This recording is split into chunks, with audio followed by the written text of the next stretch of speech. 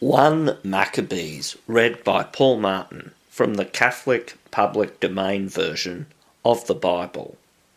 No copyright. 1 Maccabees, chapter 1. And it happened afterwards that Alexander, the son of Philip the Macedonian, who first reigned in Greece, having come from the land of Kittim, struck Darius, the king of the Persians and the Medes. He appointed many battles, and he took hold of all the fortifications, and he executed the kings of the earth. And he passed through even to the ends of the earth, and he received the spoils of many nations, and the earth was silenced in his sight. And he gathered together power and an exceedingly strong army, and he was exalted, and his heart was lifted up. And he captured the regions of nations and of sovereign leaders, and they became tributaries to him. And after these things he fell down on his bed, and he knew that he would die. And he called his servants, nobles who were raised with him from his youth, and he divided his kingdom to them, while he was still alive. And Alexander reigned 12 years, then he died, and his servants obtained his kingdom, each one in his place. And they all put diadems on themselves after his death, and their sons after them, for many years, and evils were multiplied on the earth. And there went forth from among them a sinful root, Antiochus the illustrious, the son of King Antiochus, who had been a hostage at Rome. And he reigned in the 137th year of the kingdom of the Greeks. In those days there went forth from Israel sons of iniquity, and they persuaded many, saying, Let us go and negotiate a covenant with the Gentiles that are all around us, for since we have withdrawn from them, many evils have found us. And the word seemed good in their eyes, and some of the people determined to do this, and they went to the king, and he gave them the power to act according to the justice of the Gentiles. And they built a sports arena in Jerusalem, according to the laws of the nations, and they made themselves uncircumcised, and they withdrew from the holy covenant, and they were joined to the nations, and they were sold into evil doing. And the kingdom was ready in the sight of Antiochus, and he began to reign over the land of Egypt, so that he might reign over 2 kingdoms. And he entered into Egypt with an oppressive multitude, with swift chariots, and elephants, and horsemen, and a great abundance of ships. And he appointed a war against Ptolemy, the king of Egypt, and Ptolemy was filled with dread before his face. And he fled, and many fell down wounded. And he took hold of the fortified cities of the land of Egypt, and he received the spoils of the land of Egypt. And Antiochus turned back after he struck Egypt in the 143rd year, and he ascended against Israel. And he ascended to Jerusalem with an oppressive multitude, and he entered into the sanctuary with arrogance, and he took the golden altar, and the lampstand of light, and all the vessels, and the table for the bread of the presence, and the vessels of libation, and the vials, and the little mortars of gold, and the veil, and the crowns, and the golden ornament, which was at the face of the temple, and he crushed them all. And he took the silver and gold and the precious vessels, and he took the hidden treasures which he found. And having taken all these things away, he departed into his own land. And he caused a massacre of men, and he was speaking with great arrogance. And there was great wailing in Israel in all of their places. And the leaders and elders mourned, and the virgins and young men became weak, and the splendour of the women was changed. Every bridegroom took up lamentation, and those who sat in the marriage bed mourned. And the land shook on behalf of the inhabitants in it, and the entire house of Jacob was clothed with confusion. And after 2 years of days, the king sent the prince of his tributes to the cities of Judah, and he came to Jerusalem with a great crowd. And he spoke peaceful words to them in deceitfulness, and they believed him. And he rushed upon the city suddenly, and he struck it with a great scourging, and he destroyed many of the people of Israel. And he took the spoils of the city, and he burned it with fire, and he destroyed its houses and the walls around it. And they led away the women as captives, and they possessed the children and the cattle. And they built up the city of David with a great and strong wall, and with strong towers, and it became a stronghold for them. And they set up in that place a sinful people, wicked men, and together they grew strong in it. And they stored up weapons and provisions, and they gathered together the spoils of Jerusalem, and deposited them in that place, and they became a great snare. And this became a place of ambush against the sanctuary, and a diabolical evil in Israel. And they poured out innocent blood around the sanctuary, and they contaminated the sanctuary.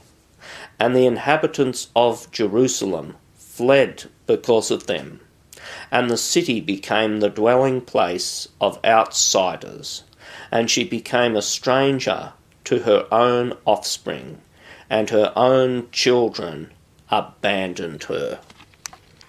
Her sanctuary was desolate, like a place of solitude. Her feast days were turned into mourning, her Sabbaths into disgrace, her honours into nothing. Her shame was multiplied, according to her glory, and her loftiness was turned into lamentation. And King Antiochus wrote to all his kingdom that all the people must be one, and that each one should relinquish his own law. And all Gentiles consented according to the word of King Antiochus. And many out of Israel consented to his servitude, and they sacrificed to idols, and they polluted the Sabbath. And the king sent letters by the hand of messengers to Jerusalem and to all the cities of Judah, that they should follow the law of the nations of the earth, and that they should prohibit holocausts and sacrifices and atonements to be made in the temple of God, and that they should prohibit the celebration of the Sabbath and the solemn days. And he ordered the holy places to be defiled along with the holy people of Israel, and he ordered altars to be built, and temples and idols, and he ordered the immolation of the flesh of swine and of unclean cattle, and that they should leave their sons uncircumcised, and defile their souls with all that is unclean, and with abominations, so that they would forget the law, and would alter all the justifications of God, and that whoever would not act according to the word of King Antiochus should be put to death. According to all these words, he wrote to all his kingdom, and he appointed leaders over the people who would compel them to do these things. And these ordered the cities of Judah to sacrifice. And many from the people who had abandoned the law of the Lord were gathered together by them, and they committed evils upon the land. And they drove the people of Israel into hiding and into the secret places of fugitives. On the 15th day of the month of Kislev, in the 145th year, King Antiochus set up the abominable idol of desolation on the altar of God, and they built altars throughout all the surrounding cities of Judah. And they burned frankincense, and they sacrificed before the doors of houses and in the streets, and they cut up the books of the law of God and destroyed them with fire. And all those who were found with the books of the testament of the Lord, and whoever observed the law of the Lord, they butchered according to the edict of the king. By their power they did these things to the people of Israel, as they were discovered in the cities month after month. And on the 25th day of the month they sacrificed on that altar, which was opposite the high altar.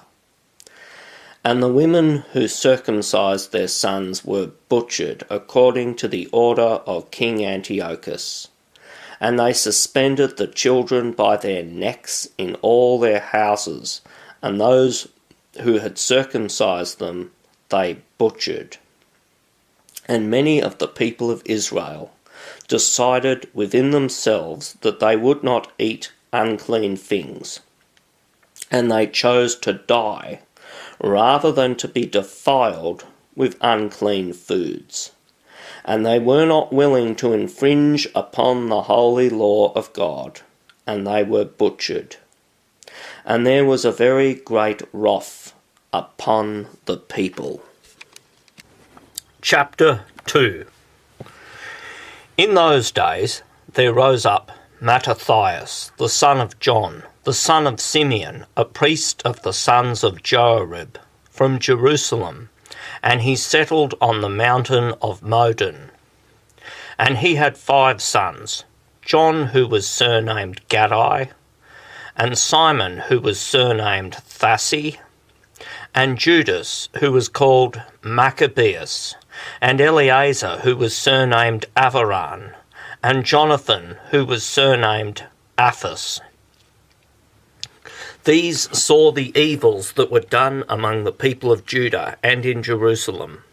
And Mattathias said, "Woe to me, for why was I born to see the grief of my people and the grief of the holy city, and to sit there while it is given into the hands of the enemies? The holy places have fallen into the hands of outsiders. Her temple is like a man without honour. The vessels of her glory have been taken away captive. Her old men have been butchered in the streets, and her young men have fallen by the sword of the enemies. What nation has not inherited her kingdom and taken from her spoils?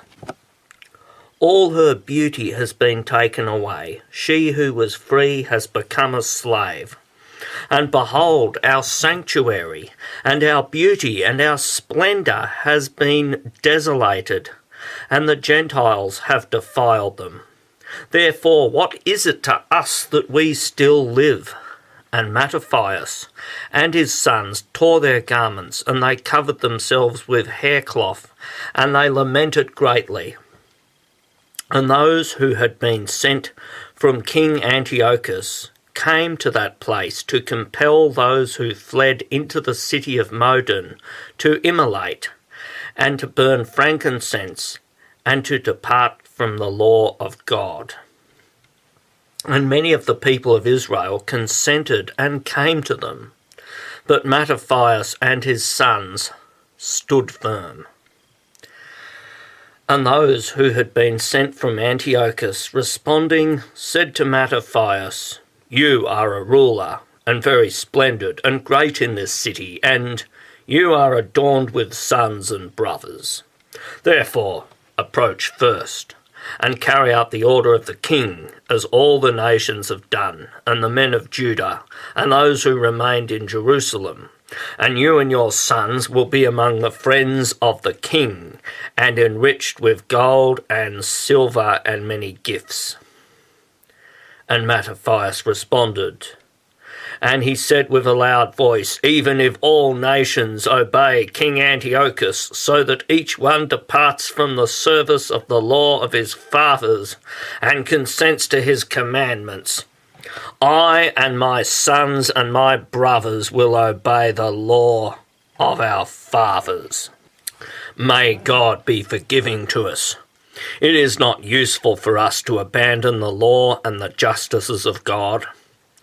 We will not listen to the words of King Antiochus, nor will we sacrifice transgressing the commandments of our law, so as to set out on another way. And as he ceased speaking these words, a certain Jew approached in the sight of all to sacrifice to the idols upon the altar in the city of Modin, according to the order of the king. And Maccabees saw, and he grieved, and his temperament trembled, and his fury was enkindled, according to the judgment of the law, and leaping up, he slaughtered him on the altar. Moreover, the man whom King Antiochus had sent, who compelled them to immolate, he killed at the same time, and he destroyed the altar, and he was zealous for the law, just as Phinehas did to Zimri, the son of Salome. And Maccabees exclaimed with a loud voice in the city, saying, all who hold zeal for the law, maintaining the covenant, let them follow me. And he and his sons fled to the mountains, and they left behind whatever they had in the city. Then many who sought judgment and justice went down into the desert, and they camped there with their sons and their wives and their herds, because evils had overwhelmed them. And it was reported to the king's men and to the army that was in Jerusalem, in the city of David, that certain men who had cast aside the commandment of the king had departed into the hidden places in the desert, and that many had followed after them. And immediately they went out to them, and they arranged a battle against them on the day of the Sabbath. And they said to them, and now do you still resist? Go out and act according to the word of King Antiochus, and you will live. And they said, we will not go out, and we will not do the king's word, so as to profane the day of the Sabbath. And they rushed against them in battle. But they did not respond, nor did they cast a stone at them, nor did they barricade the hidden places, for they said, let us all die in our simplicity, and heaven and earth will testify for us that you destroyed us unjustly. So they carried out a battle on the Sabbath, and they were put to death with their wives and their sons and their cattle, even to the number of 1,000 souls of men. And Maccabees and his friends heard of it, and they held a very great lamentation for them. And every man said to his neighbour, if we all do just as our brothers have done, and if we do not fight against the Gentiles for the sake of our lives and our justifications, then they will quickly eradicate us from the earth. And they decided on that day, saying, every man who will come against us in warfare on the day of the Sabbath, we will fight against him. And we will not all die like our brothers who were put to death in the hidden places. Then there was assembled before them the synagogue of the Hasideans, strong men from Israel, each one with a will for the law. And all who fled from the evils added themselves to them, and they became a firmament to them, and they gathered together an army, and they struck down the sinners in their wrath, and the wicked men in their indignation, and the others fled to the nations so as to escape. And Maccabees and his friends travelled around, and they destroyed the altars, and they circumcised all the uncircumcised boys, whom they found within the limits of Israel, and they acted with fortitude, and they pursued the sons of arrogance, and the work was prosperous in their hands. And they obtained the law from the hands of the Gentiles, and from the hands of the kings, and they did not surrender the horn to the sinner.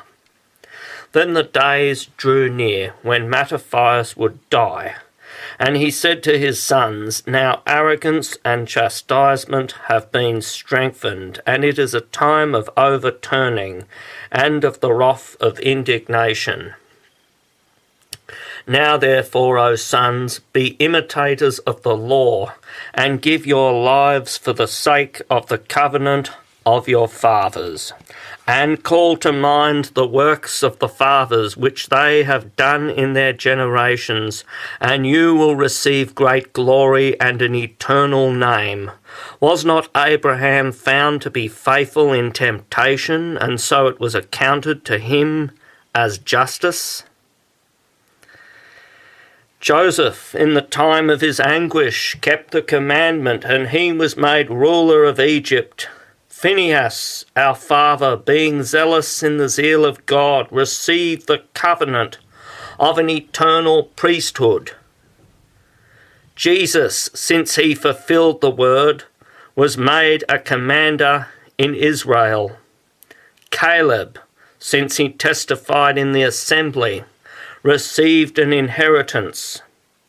David, in his mercy, obtained the throne of a kingdom for all generations.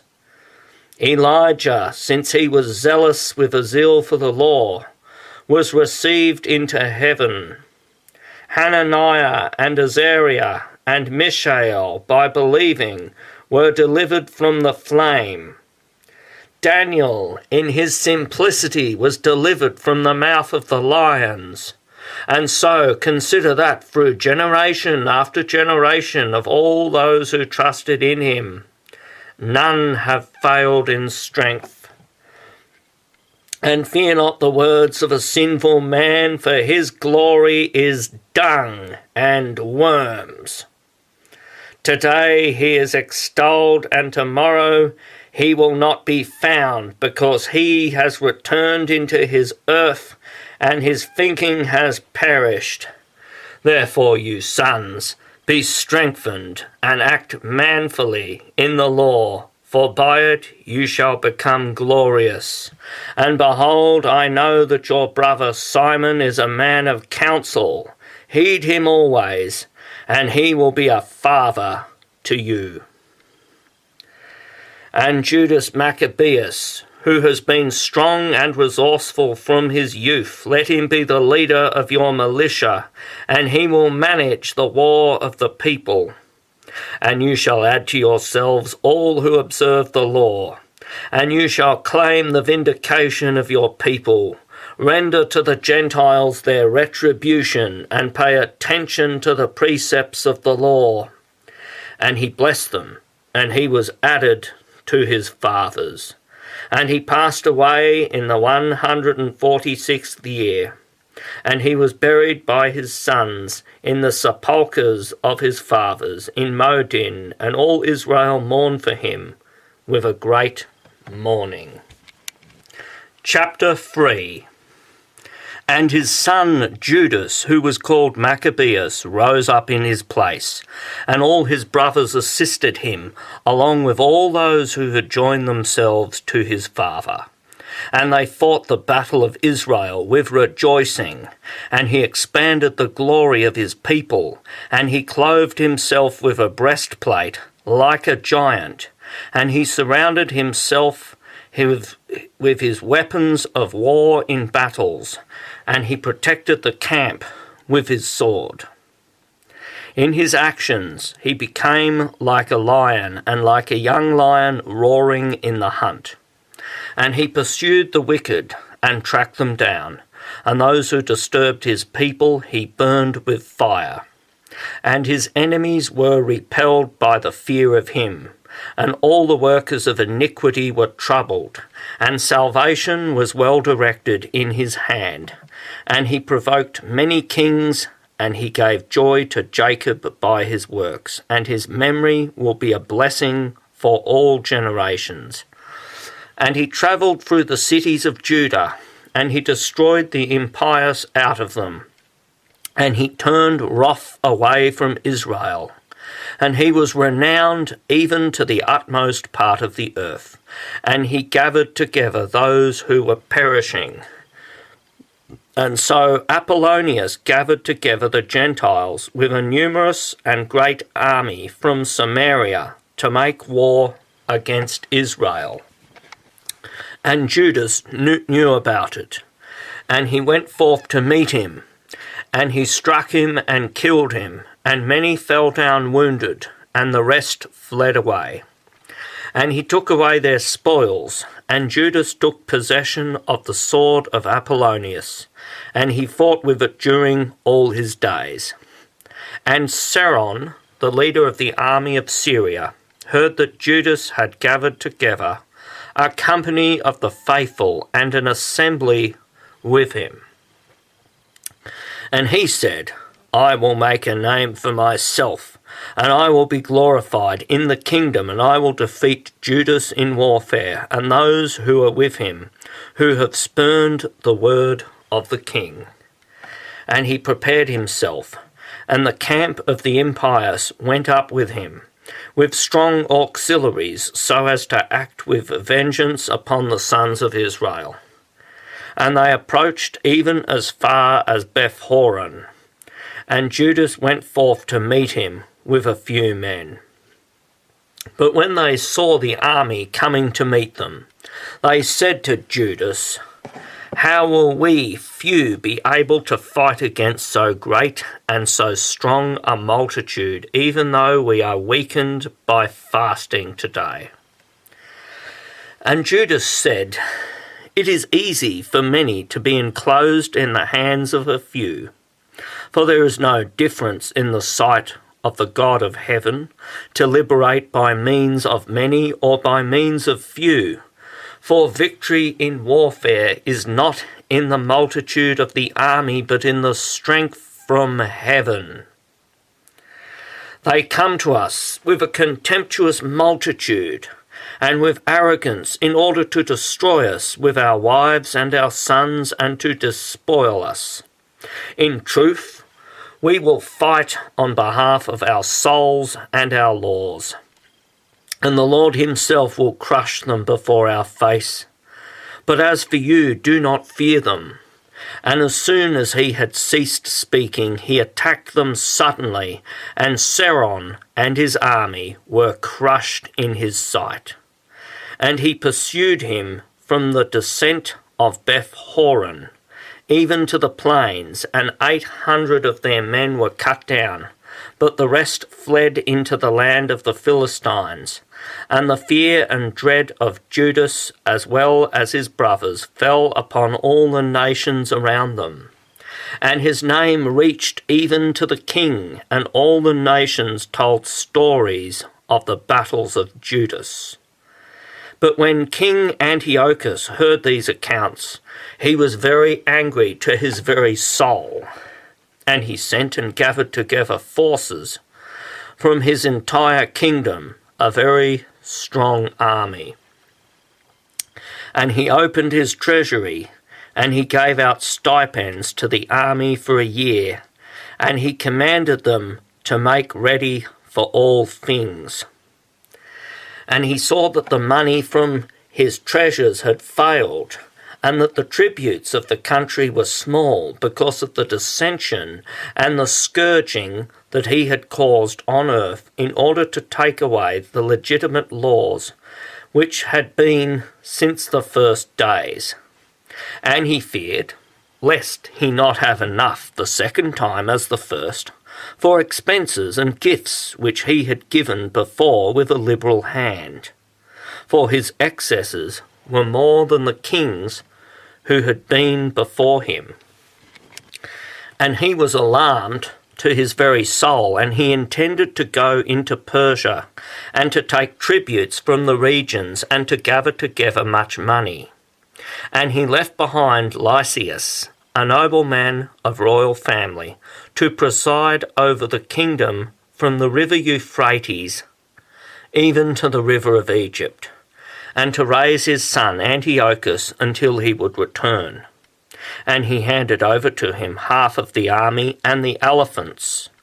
And he commanded him concerning all that he wanted, and concerning the inhabitants of Judea and Jerusalem, so that he would send an army against them to crush and to root out the virtue of Israel and the remnant of Jerusalem, and to take away the memory of them from that place, and so that he would establish dwelling places for the sons of foreigners in all their parts, and would distribute their land by lot.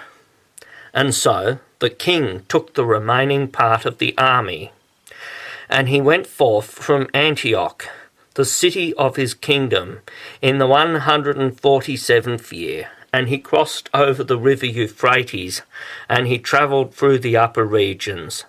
Then Lysias chose Ptolemy, the son of Dorymenes, and Nicanor and Gorgias, powerful men from among the king's friends. And he sent them with 40,000 men and 7,000 horsemen to enter into the land of Judah and to destroy it according to the word of the king. And so they proceeded with all their power, and they arrived and took a position near Emmaus in the land of the plains.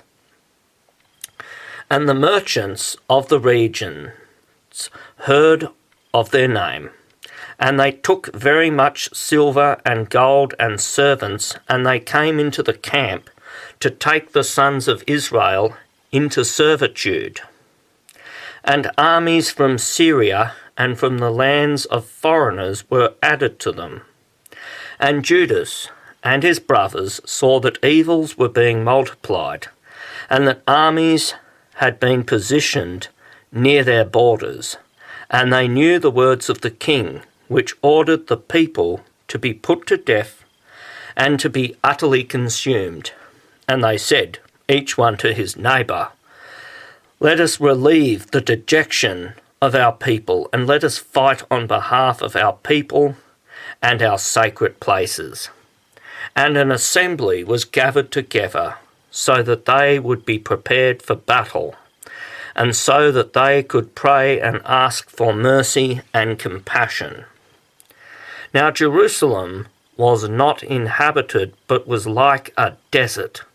There was no one who entered or exited from among her children, and the sanctuary was trampled down, and the sons of foreigners were in the stronghold. This place was the habitation of the Gentiles, and delight was taken away from Jacob, and the music of flute and harp ceased in that place. And they gathered together and came to Mizpah, opposite Jerusalem, for a place of prayer was in Mizpah in the former Israel. And they fasted on that day, and they clothed themselves with haircloth, and they placed ashes on their heads, and they tore their garments, and they laid open the books of the law, in which the Gentiles searched for the likeness of their idols. And they brought the priestly ornaments and the first fruits and tithes, and they roused the Nazarites who had fulfilled their days. And they cried out with a loud voice toward heaven, saying, "What shall we do with these, and where shall we take them? For your holy things have been trampled and defiled, and your priests have been in mourning and in humiliation. And behold, the nations gather together against us to destroy us. You know what they intend against us. How shall we be able to stand before their face unless you, O God, assist us?" Then they sounded the trumpets with a loud call. And after this, Judas appointed commanders over the people, over thousands and over hundreds and over 50s and over 10s. And he said to those who were building houses, or who had betrothed wives, who were planting vineyards, or who were terribly afraid, that they should return each one to his own house according to the law. So they moved the camp and relocated to the south of Emmaus. And Judas said, "Gird yourselves and be sons of power, and be ready in the morning, so that you may fight against these nations that have assembled against us, so as to destroy us and our sacred things. For it is better for us to die in battle than to see evils come to our nation and to the sacred places. Nevertheless, as it shall be willed in heaven, so let it be." Chapter 4. Then Gorgias took 5,000 men and 1,000 chosen horsemen, and they moved out of the camp by night, so that they might set upon the camp of the Jews and strike them suddenly. And the sons who were from the stronghold were their guides. And Judas heard of it, and he rose up with his powerful men to strike the force from the king's army that was in Emmaus.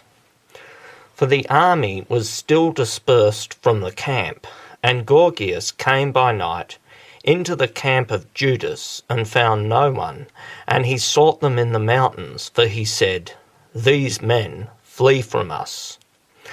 And when it had become day, Judas appeared in the plain with only 3,000 men who had neither armour nor swords. And they saw the strength of the camp of the Gentiles, and the men in armour, and the horsemen surrounding them, and that these were trained to fight. And Judas said to the men who were with him, "Do not be afraid of their multitude, and do not dread their attack. Remember in what way salvation came to our fathers in the Red Sea, when Pharaoh pursued them with a great army. And now let us cry out to heaven, and the Lord will have mercy on us, and he will remember the covenant of our fathers, and he will crush this army before our face this day. And all the nations shall know that there is one who redeems and frees Israel." And the foreigners lifted up their eyes, and they saw them coming against them.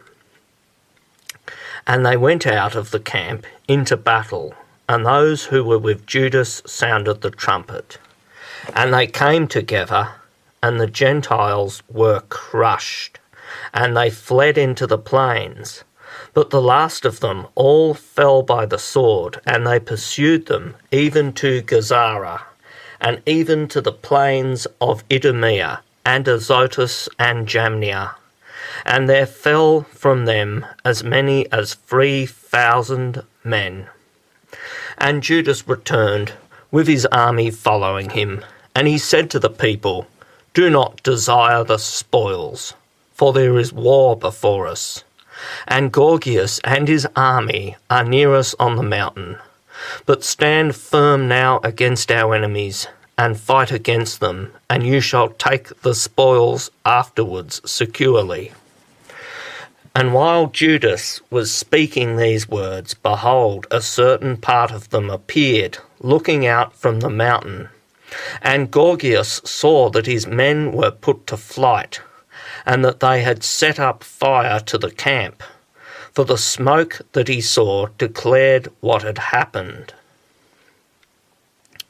When they had seen this, they became very afraid, seeing at the same time both Judas and his army in the plains prepared to do battle. So they all fled away into the encampment of the foreigners. And Judas returned to take the spoils of the camp, and they obtained much gold and silver and hyacinth and purple of the sea, and great riches. And returning, they sang a canticle, and they blessed God in heaven, because he is good, because his mercy is with every generation. And so a great salvation occurred in Israel that day. But those among the foreigners who escaped went and reported to Lysias all that had happened. And when he heard these things, he was discouraged, being alarmed to his very soul. For things had not occurred in Israel according to his wishes, nor as the king had commanded. And in the following year Lysias gathered together 60,000 chosen men and 5,000 horsemen, so that he might defeat them in warfare. And they came into Judea, and they positioned their camp in Bethzur, and Judas met them with 10,000 men. And they saw the strength of the army, and so he prayed, and he said, Blessed are you, Saviour of Israel, who crushed the assault of the powerful by the hand of your servant David, and who delivered up the camp of the foreigners into the hand of Jonathan, the son of Saul, and his armour-bearer. Enclose this army in the hand of your people Israel, and let them be confounded in their soldiers and their horsemen. Strike them with dread, and melt away the boldness of their strength, and let them shudder in their grief. Cast them down with the sword of those who love you, and let all who know your name praise you with hymns. And they went forth to battle, and there fell from the army of Lysias 5,000 men. But Lysias, seeing their flight, and the boldness of the Jews, and that they were prepared either to live or to die with fortitude, went to Antioch, and chose soldiers, so that they might come back to Judea with greater numbers. Then Judas and his brothers said, Behold, our enemies have been crushed. Let us go up now to cleanse and renew the holy places. And all the army gathered together, and they ascended to Mount Zion. And they saw the sanctuary deserted, and the altar profaned, and the gates burned, and weeds growing up in the courts, as in a forest or as on the mountains, and the adjoining chambers demolished. And they rent their garments, and they made a great wailing, and they placed ashes on their heads. And they fell to the ground on their faces, and they sounded the trumpets of alarm, and they cried out toward heaven. Then Judas numbered men to fight against those who were in the stronghold, until they had cleansed the holy places. And he chose priests without blemish, whose will held to the law of God. And they cleansed the holy places, and they took away the stones of defilement to an unclean place. And he considered the altar of holocausts, which had been profaned, as to what he should do with it. And a good counsel fell upon them to destroy it, lest it might become a reproach to them, because the Gentiles had defiled it, so they demolished it. And they stored the stones in the mountain house in a fitting place, until there should come a prophet who would provide an answer about these. Then they took whole stones, according to the law, and they built a new altar, according to that which was before. And they rebuilt the holy places, and the things that were in the inner parts of the temple, and they sanctified the temple and the courts. And they made new holy vessels, and they brought the lampstand, and the altar of incense, and the table into the temple. And they placed incense on the altar, and they lit the lamps which were on the lampstand, and they gave light in the temple. And they placed the bread on the table, and they hung up the veils, and they completed all the works which they had begun. And they arose before the morning on the 25th day of the 9th month, which is the month of Kislev, in the 148th year. And they offered sacrifice according to the law on the new altar of holocausts that they made, according to the time and according to the day on which the Gentiles had contaminated it. On the same day it was renewed with canticles and lutes and lyres and cymbals. And all the people fell upon their faces, and they adored and they blessed toward heaven him that had prospered them.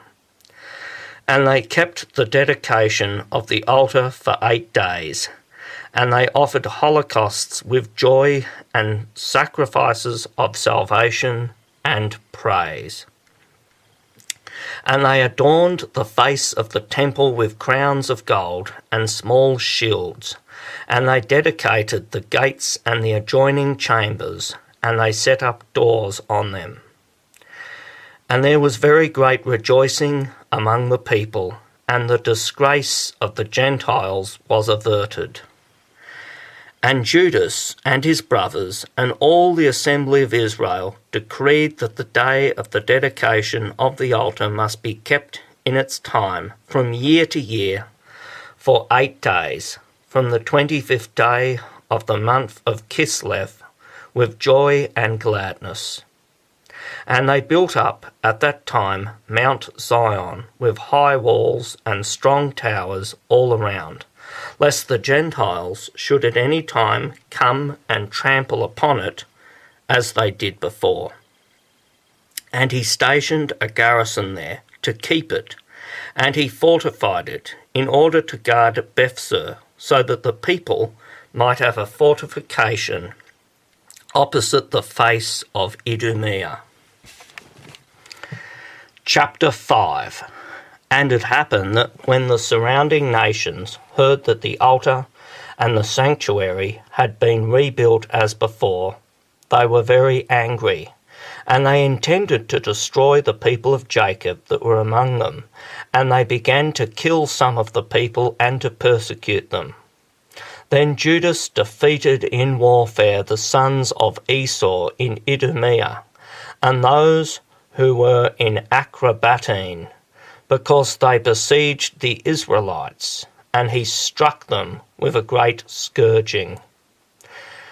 And he remembered the malice of the sons of Baan, who were a snare and a scandal to the people, lying in ambush for them in the way. And they were trapped by him in the towers, and he took up a position near them, and he anathematized them, and he burned their towers with fire, along with all who were in them. Then he crossed over to the sons of Ammon, and he found a strong hand and an abundant people, and Timothy was their commander. And he engaged in many battles with them, and they were crushed in their sight, and he struck them down.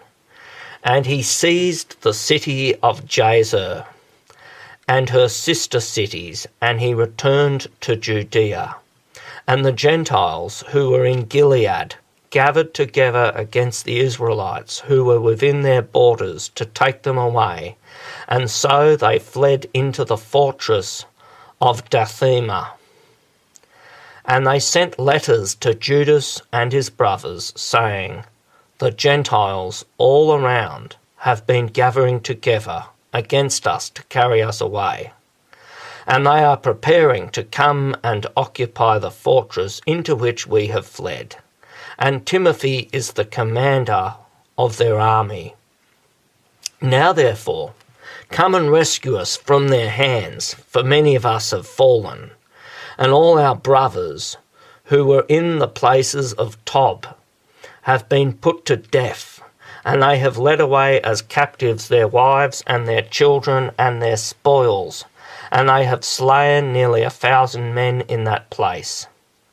And while they were still reading these letters, behold, there arrived from Galilee other messengers with torn garments, who announced according to these words, saying that those of Ptolemais and Tyre and Sidon have assembled against them, and all of Galilee has been filled with foreigners in order to consume us.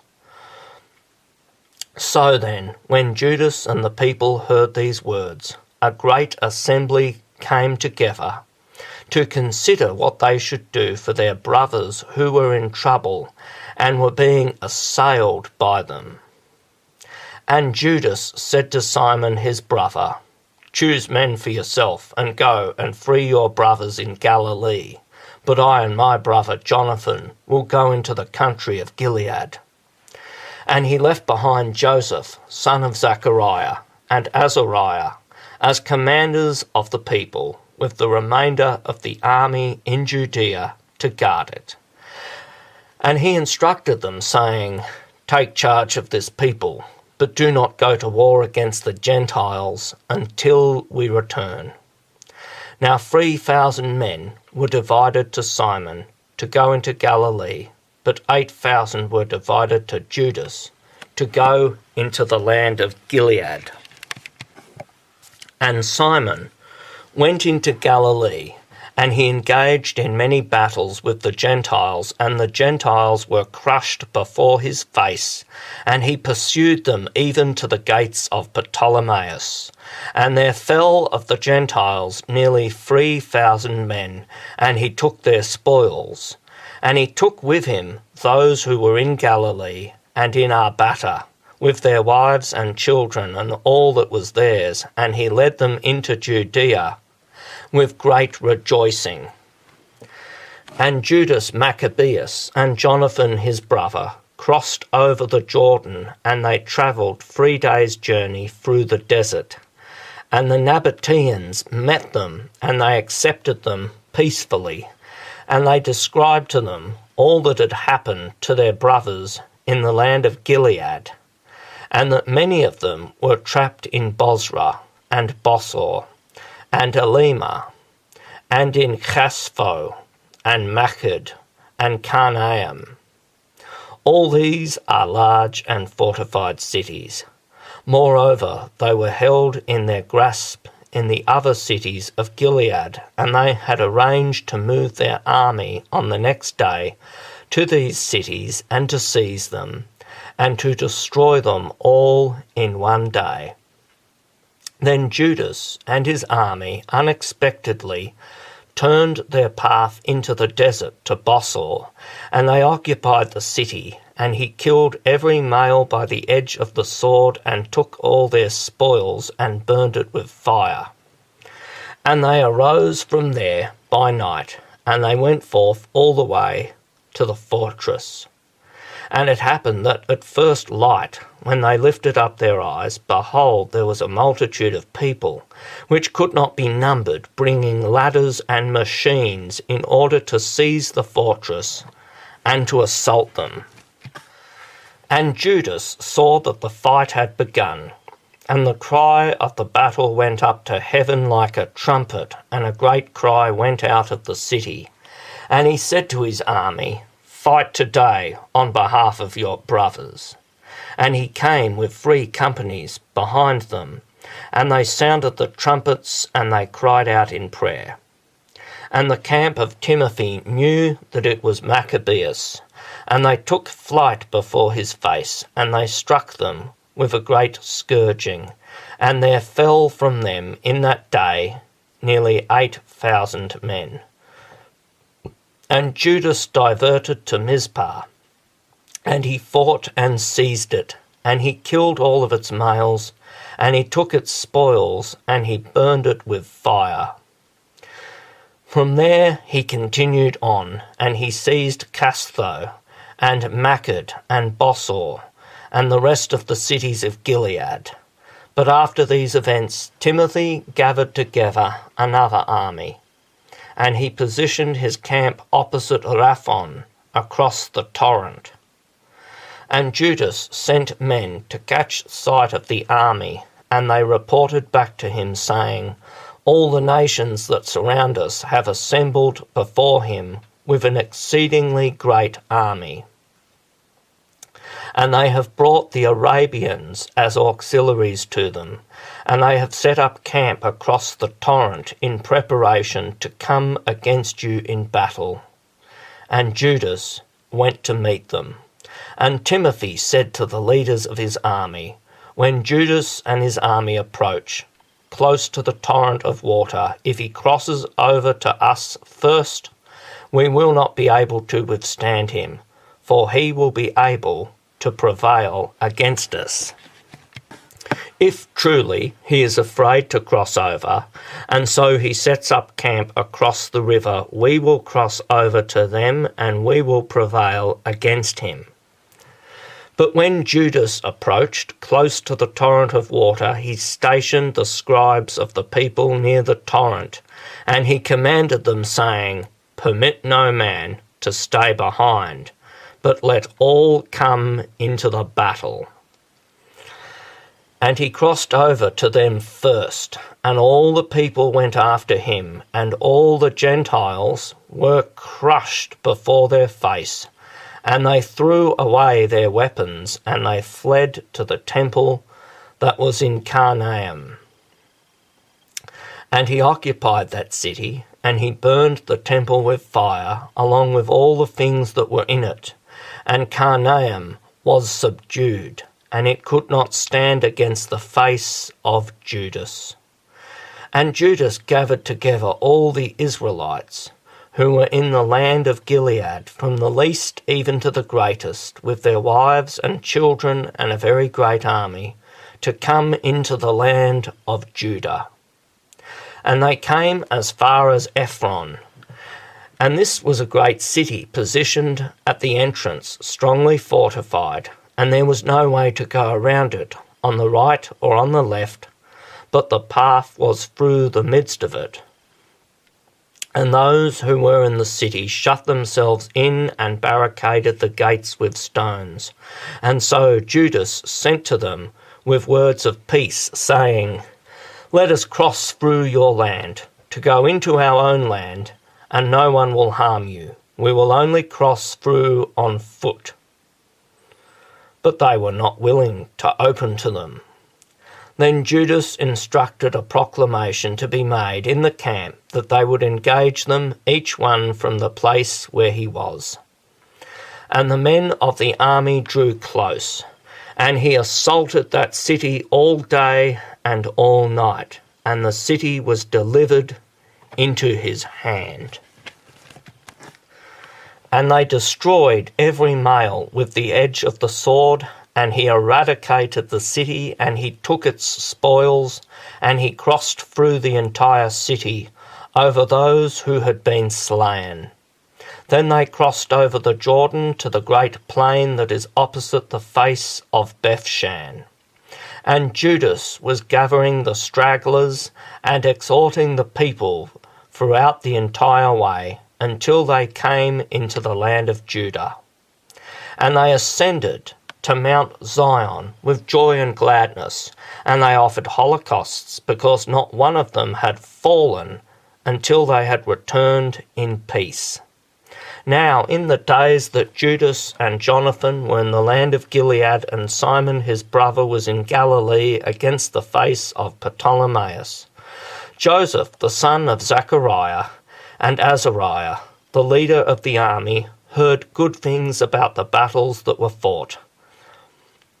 And he said, Let us make a name for ourselves, and let us go to fight against the Gentiles that are all around us. And he gave orders to those who were in his army, and they went out towards Jamnia. And Gorgias and his men exited the city to meet them in the fight. And Joseph and Azariah were forced to flee even to the borders of Judea. And there fell on that day from the people of Israel up to 2,000 men, and it was a great defeat for the people. For they did not listen to Judas and his brothers, supposing that they should act boldly. But these were not of the offspring of those men by whom salvation was brought to Israel. And the men of Judah were magnified greatly in the sight of all Israel, and of all the nations where their name was heard. And the people gathered to them with favourable acclamations. And so Judas and his brothers went out and assailed the sons of Esau in the land that is toward the south. And he struck Hebron and her sister cities, and he burned its walls and the towers all around it with fire. And he moved his camp to go into the land of the foreigners, and he travelled through Samaria. In that day some priests fell in battle, since they desired to act boldly. They went out without counsel into the battle. And Judas turned aside to Azotus, into the land of the foreigners, and he destroyed their altars, and he burned the statues of their gods with fire. And he seized the spoils of the cities, and he returned to the land of Judah. Chapter 6. And King Antiochus was travelling through the upper regions, and he heard that the city of Elymais in Persia was very noble and abundant in silver and gold, and that the temple in it was very opulent, and that there were in that place coverings of gold, and breastplates and shields, which Alexander the son of Philip, king of Macedonia, who reigned first in Greece, had left behind. So he came and sought to seize the city and to pillage it, and he was not able, because this plan became known to those who were in the city.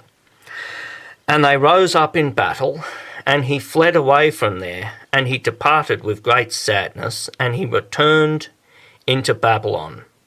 And someone arrived to report to him in Persia that those who were in the land of Judah were forced to flee the camp, and that Lysias went forth with a particularly strong army, and he was forced to flee before the face of the Jews, and that they were strengthened by the weapons and resources and many spoils which they seized from the camps they demolished, and that they had destroyed the abomination which he had established on the altar that was in Jerusalem, and that the sanctuary, just as before, had been encircled with high walls, along with Beth-zur, his city.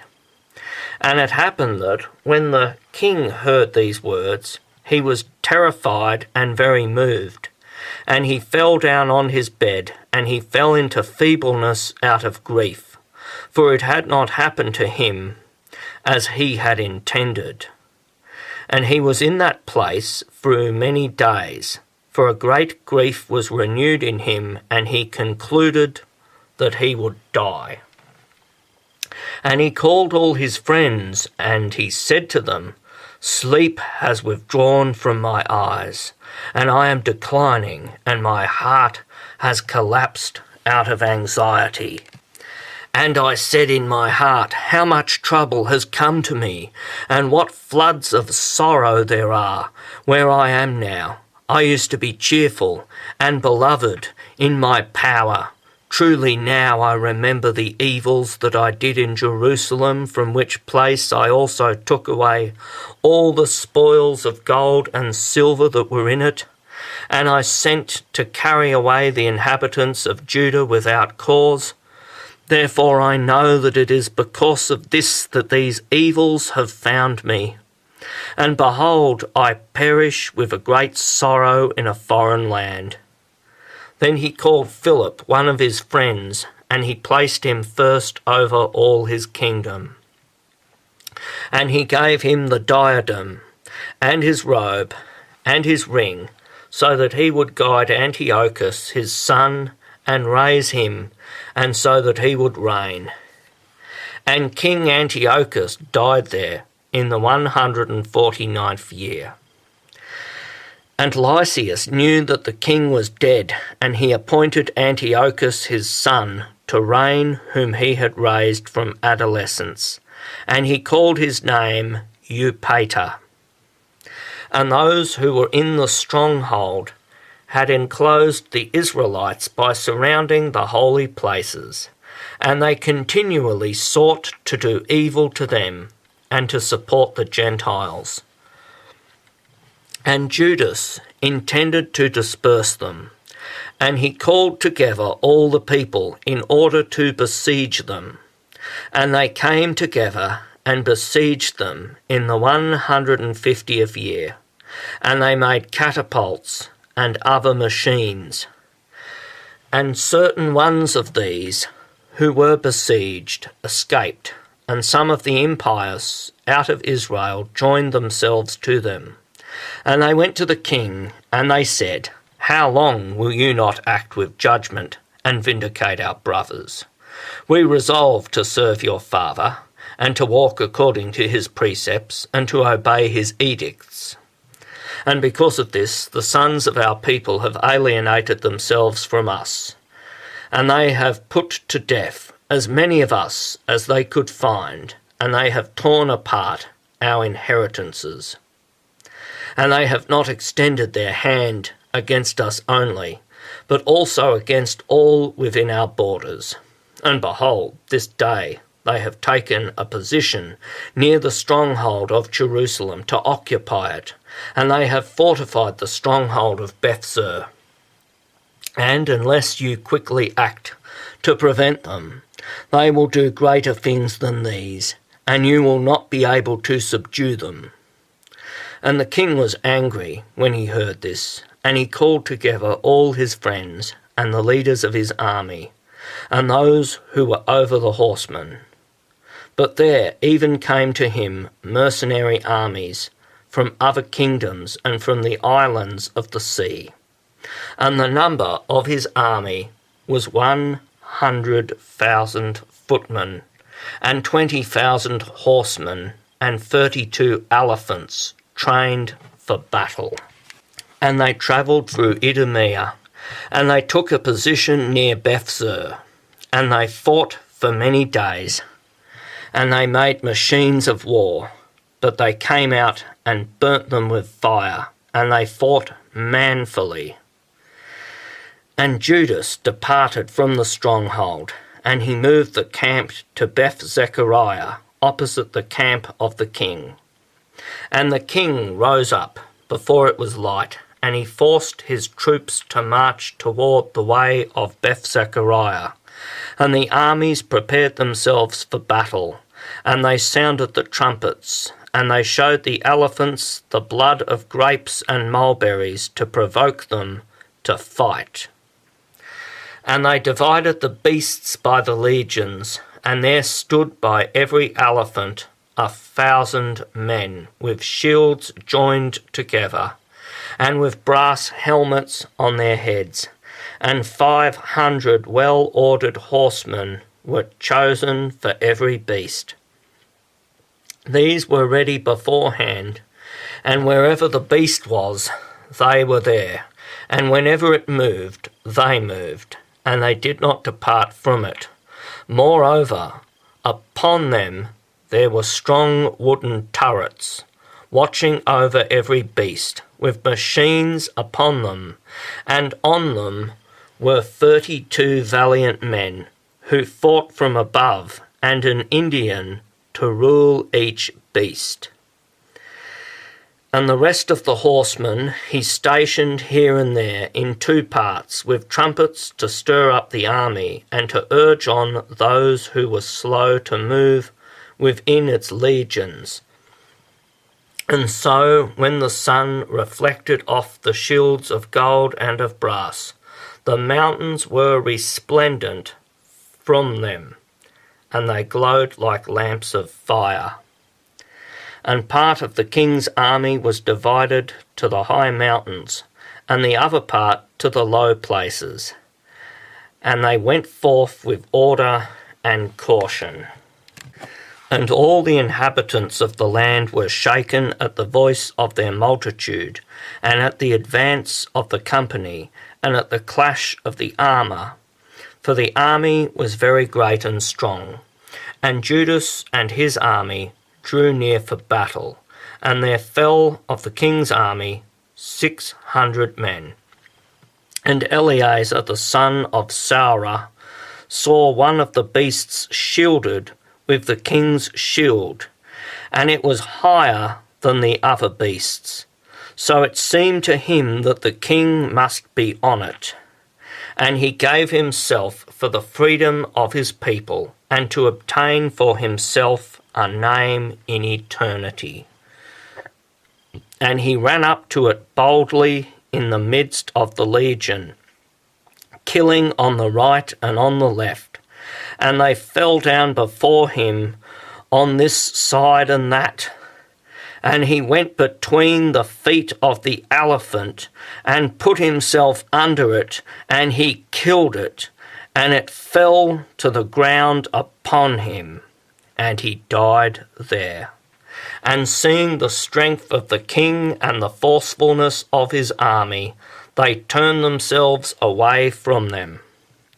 But the king's camp went up against them in Jerusalem, and the king's camp took up a position near Judea and Mount Zion. And he made peace with those who were in Bethsur, and they went out of the city because they had no provisions in their confinement, for it was the Sabbath of the land. And the king captured Bethsur, and he stationed a garrison there to keep it. And he turned his camp against the place of sanctification for many days, and he stationed there catapults and other machines to cast fire, and windlasses to cast stones and darts, and small catapults to cast arrows and metal. But they also made machines against their machines, and they fought for many days.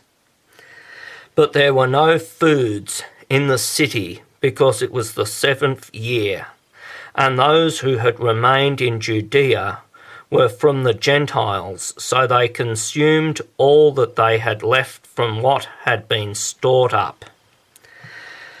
And there remained in the holy places a few men, from the famine had prevailed over them, and they were scattered, each one to his own place. Then Lysias heard that Philip, whom King Antiochus had appointed when he was still alive to raise his son Antiochus and to reign, had returned from Persia and Media with the army that went with him, and that he sought to take upon himself the affairs of the kingdom.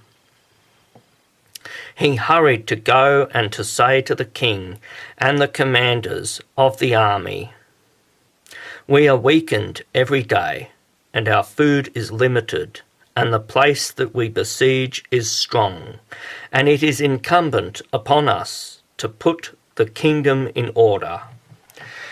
And so now let us bestow a pledge to these men, and make peace with them and with all their nation. And let us establish for them that they may walk according to their own laws just as before. For because of their laws, which we despised, they have become angry and have done all these things."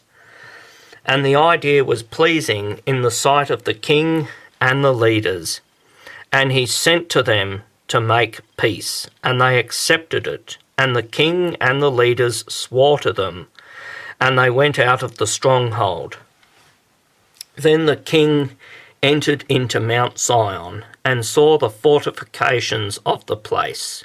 And so he abruptly broke the oath that he had sworn, and he commanded the surrounding wall to be destroyed. And he departed in haste and returned to Antioch, where he found Philip ruling the city, and he fought against him and occupied the city. Chapter 7.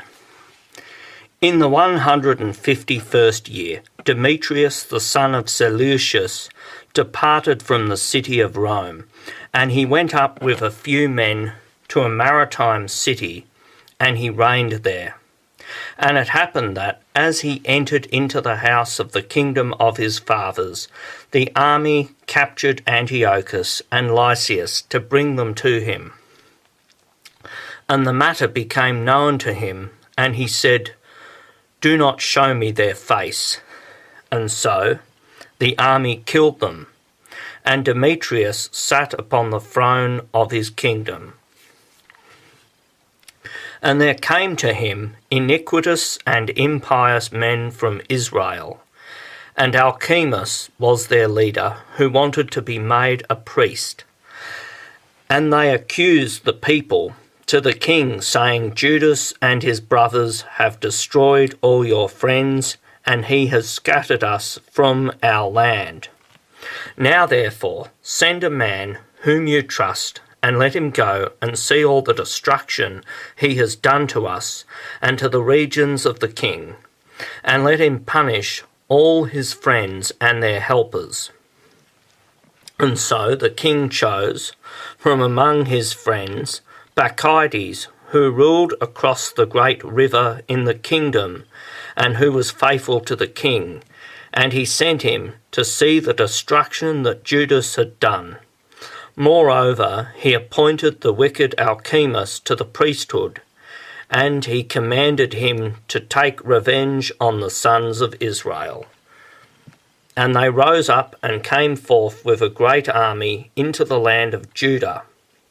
And they sent messengers who spoke to Judas and his brothers with words of peace in deceitfulness. But they did not heed their words, for they saw that they arrived with a great army. Then there assembled to Alchemus and Maccabees a congregation of scribes to seek just terms. And first the Hasideans, who were among the sons of Israel, also sought peace from them. For they said, A man who is a priest from the offspring of Aaron has arrived. He will not deceive us. And he spoke to them peaceful words, and he swore to them, saying, We will not carry out any evil against you or your friends. And they believed him. And he captured 60 of their men and killed them in one day, according to the word that is written. The flesh of your saints and their blood they have poured out all around Jerusalem, and there was no one who would bury them. Then fear and trembling hovered over all the people, for they said, There is no truth or judgment among them, for they have transgressed the agreement and the oath that they swore. And Maccabees moved the camp from Jerusalem, and he took up a position at Bethsaaph. And he sent and captured many of those who had fled from him, and some of the people he killed in sacrifice, and he threw them into a great pit. Then he committed the country to Alchemus, and he left behind troops with him to assist him. And so Maccabees went away to the king. And Alchemus did what he pleased by means of his leadership of the priesthood. And all those who disturbed the people assembled before him, and they obtained the land of Judah, and they caused a great scourging in Israel. And Judas saw all the evils that Alchemus and those who were with him did to the sons of Israel, even more than the Gentiles did. And he went out into all the parts surrounding Judea, and he took vengeance on the men who had rebelled, and they ceased to go forth into the region any longer. But Alchemus saw that Judas and those who were with him prevailed, and he knew that he was not able to withstand them. And so he returned to the king, and he accused them of many crimes. And the king sent Nicanor, one of his principal noblemen, who was a cultivator of hostility against Israel. And he commanded him to overthrow the people. And Nicanor came to Jerusalem with a great army, and he sent to Judas and his brothers words of peace with deceitfulness, saying, Let there be no fighting between me and you. I will come with a few men to see your faces with peace. And he came to Judas, and they greeted one another in turns peaceably. And the enemies were prepared to abduct Judas, And the plan became known to Judas, and he came to him with deceit, and so he became very afraid of him, and he was no longer willing to see his face. And Nicanor knew that his plan had been exposed, and he went out to meet Judas in battle near Capha-Salama. And there fell of the army of Nicanor nearly 5,000 men, and they fled into the city of David. And after these events, Nicanor ascended to Mount Zion, and some of the priests of the people went out to greet him in peace and to show him the holocausts that were offered for the king. But he mocked and despised them, and he defiled them, and he spoke arrogantly, and he swore with anger, saying, "Unless Judas and his army have been delivered into my hands when I return in peace, I will burn this house." And he went out with great anger. And the priests went in and stood before the face of the altar and the temple, and weeping they said, "You, O Lord, have chosen this house so that your name may be invoked in it, so that it may be a house of prayer and supplication for your people. Accomplish vindication with this man and his army, and let them fall by the sword. Remember their blasphemies, and do not allow them to continue." Then Nicanor departed from Jerusalem, and he positioned his camp near Beth-horon, and an army of Syria met him there. And Judas took a position in Adassa with 3,000 men, and Judas prayed, and he said, "O Lord, when those who were sent by King Sennacherib blasphemed against you, an angel went out and struck 185,000 of them. Just so, crush this army in our sight today, and so let the others know that he has spoken evil against your sanctuary, and judge him according to his wickedness." And the armies were sent into battle together on the 13th day of the month of Adar, and the camp of Nicanor was crushed, and he himself was among the first slain in the battle. So then, when his army saw that Nicanor had fallen, they threw away their weapons and fled. And they pursued them for 1 day's journey from Adassa, even until one comes into Gazara, and they sounded the trumpets after them with signals. And they went forth from all of the towns all around Judea, and they herded them with the horns, and they turned back again to them, and they were all felled with the sword, and there was not so much as one of them left behind. And they took their spoils like a prey, and they cut off the head of Nicanor and his right hand, which he had extended arrogantly, and they brought it and hung it up opposite Jerusalem. And the people rejoiced exceedingly, and they spent that day in great joy. And he established that this day should be kept every year on the 13th day of the month of Adar. And the land of Judah was quieted for a brief time. Chapter 8. And Judas heard of the fame of the Romans, that they are powerful and strong, and that they willingly agree to all things that are asked of them, and that, whoever was agreeable to them, they established a friendship with them, and so they are powerful and resourceful.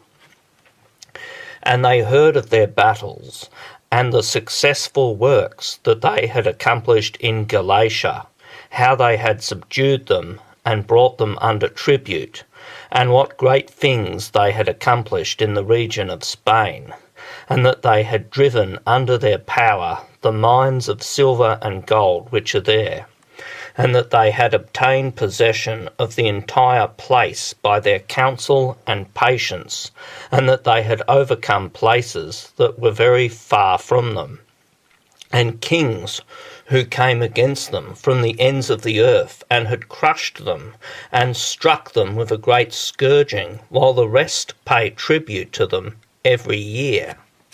And that they had defeated in battle Philip, and Persis, the king of the Cetians, and the others who had taken up arms against them, and had crushed them in warfare and subdued them, and how Antiochus, the great king of Asia, who brought a fight against them, having 120 elephants and horsemen and swift chariots and a very great army, was crushed by them, and how they had captured him alive, and had decreed to him that both he and those who would reign after him would pay a great tribute, and that he should provide hostages bound to an agreement, and that regions from the Indians and from the Medes and from the Lydians, from among their best regions, with those whom they had taken from them, they gave to King Eumenes.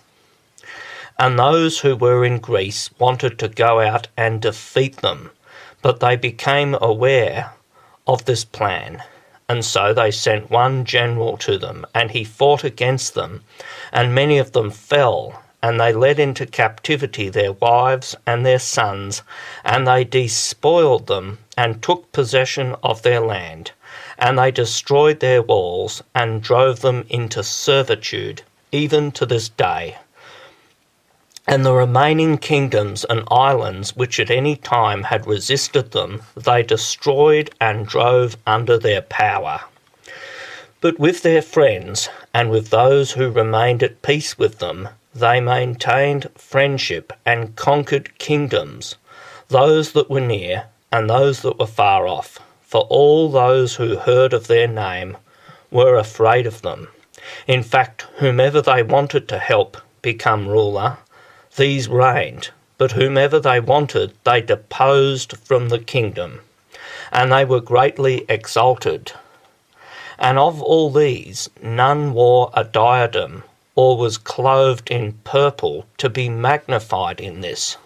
And also they had made themselves a senate house, and they consulted daily with 320 men, continually acting as a council for the multitude, so that they would do the things that were right. And they committed their government to one man each year to rule over their entire land, and they all obey this one, and there is no envy or jealousy among them. And so Judas chose Eupolemus, the son of John, the son of Jacob, and Jason, the son of Eleazar, and he sent them to Rome to make an agreement of friendship and an alliance with them, and so that they would take away from the yoke of the Grecians, for they saw that they oppressed the kingdom of Israel with servitude. And they went to Rome, a very long journey, and they entered the Senate house, and they said, Judas Maccabeus and his brothers and the people of the Jews have sent us to you to establish with you an alliance and peace, and so that we may be registered among your associates and friends. And the word was pleasing in their sight. And this is a copy of the writing which they rewrote on tablets of brass and sent to Jerusalem, so that it would be with them in that place as a memorial of the peace and alliance. May all be well with the Romans and with the nation of the Jews at sea and on land forever, and may sword and enemy be far away from them. But if a war is instituted against the Romans first, or against any of their allies, in all their dominions, the nation of the Jews will bring help to them, just as the situation shall direct, wholeheartedly. And those who do battle, they need not provide with supplies of wheat or arms or money or ships, just as it seems good to the Romans, and they shall obey their orders, while taking nothing from them. But in like manner also, if war will have fallen upon the nation of the Jews first, the Romans shall help them willingly, just as the situation permits them. And those who give assistance will not be provided with wheat or arms or money or ships, just as it seems good to the Romans, and they shall obey their orders without deceit. According to these words, the Romans have made an agreement with the people of the Jews. And if after these words one or another would want to add anything to or take anything from these, they may do as they propose, and whatever they add or take away, it shall be ratified. Moreover, concerning the evils that King Demetrius did to them, we have written to him, saying, Why have you made your yoke heavy upon our friends and allies, the Jews? If therefore they come again to us against you, we will render judgment for them, and we will make war against you by sea and by land. Chapter 9. Meanwhile, when Demetrius heard that Nicanor and his army had fallen in battle, he again positioned Bacchides and Alchemus in Judea, and the right horn of his army with them. And they travelled by the way that leads to Gilgal, and they set up camp in Mesaloth, which is in Arbela. And they occupied it, and they destroyed the lives of many men. In the first month of the 152nd year, they positioned the army near Jerusalem. And they rose up and went to Berea with 20,000 men, and 2,000 horsemen. Now Judas had stationed his camp in Elasah, and 3,000 chosen men were with him. And they saw the multitude of the army, that they were many, and they became very afraid, and many withdrew themselves from the camp, and there remained of them no more than 800 men. And Judas saw that his army had slipped away, and that the battle pressed upon him, and his heart was shattered, because he did not have time to gather together, and he was very discouraged. And so he said to those who were remaining, Let us rise up and go against our enemies. Perhaps we may be able to fight against them. But they dissuaded him, saying, We will not be able, but let us try to save our lives and return to our brothers, and then we will fight against them, for we are but few. And Judas said, Far be it from us to do this thing, so as to flee away from them. But if our time has drawn near, let us die with virtue on behalf of our brothers, and let us not inflict guilt upon our glory. And the army moved from the camp, and they stood to meet them. And the horsemen were divided into two parts, and the stone slingers and archers went before the army. And the first ones were all powerful men, experienced in combat. Moreover, Bacchides was with the right horn, and the legion drew near on both sides, and they sounded the trumpets. But those also who were from the side of Judas, these also now cried out, and the earth shook at the noise of the armies, and the battle was joined from morning even until evening. And Judas saw that the stronger part of the army of Bacchides was on the right side, and all the steadfast in heart came together with him. And the right part was crushed by them, and he pursued them even to Mount Azotus. And those who were with the left horn saw that the right horn was crushed, and so they followed after Judas, and those who were with him at their back. And the battle was hard fought, and there many fell wounded from one side and the other. And Judas fell and the others fled away. And Jonathan and Simon carried Judas, their brother, and they buried him in the sepulchre of their fathers, in the city of Modin. And all the people of Israel wept for him with a great wailing, and they mourned him for many days. And they said, Such a powerful man has fallen, who accomplished the salvation of the people of Israel. But the rest of the words about the wars of Judas and the virtuous acts that he did, and his magnitude, have not been written, for they were very many. And it happened that after the death of Judas, the iniquitous began to emerge in all the parts of Israel, and they began to encourage all those who worked iniquity. In those days there occurred a very great famine, and the entire region handed itself over to Maccabees. And Maccabees chose impious men, and he appointed them as rulers of the region. And they sought out and persecuted the friends of Judas, and they led them to Maccabees, and he took vengeance on them, and abused them. And there occurred a great tribulation in Israel, such as had never been since the day that there was no prophet seen in Israel. And all the friends of Judas gathered together, and they said to Jonathan, Since your brother Judas has fallen away, there is not a man like him to go forth against our enemies, against Maccabees and those who are the enemies of our nation. And so now we have chosen you in his place on this day to be our leader and commander in order to wage our wars. And so, at that time, Jonathan took upon himself the leadership, and he rose up in the place of Judas his brother. And Maccabees knew of it, and he sought to kill him. And Jonathan and his brother Simon knew of this, and so did all who were with them. And they fled into the desert of Tekoa, and they settled by the water of Lake Asthar.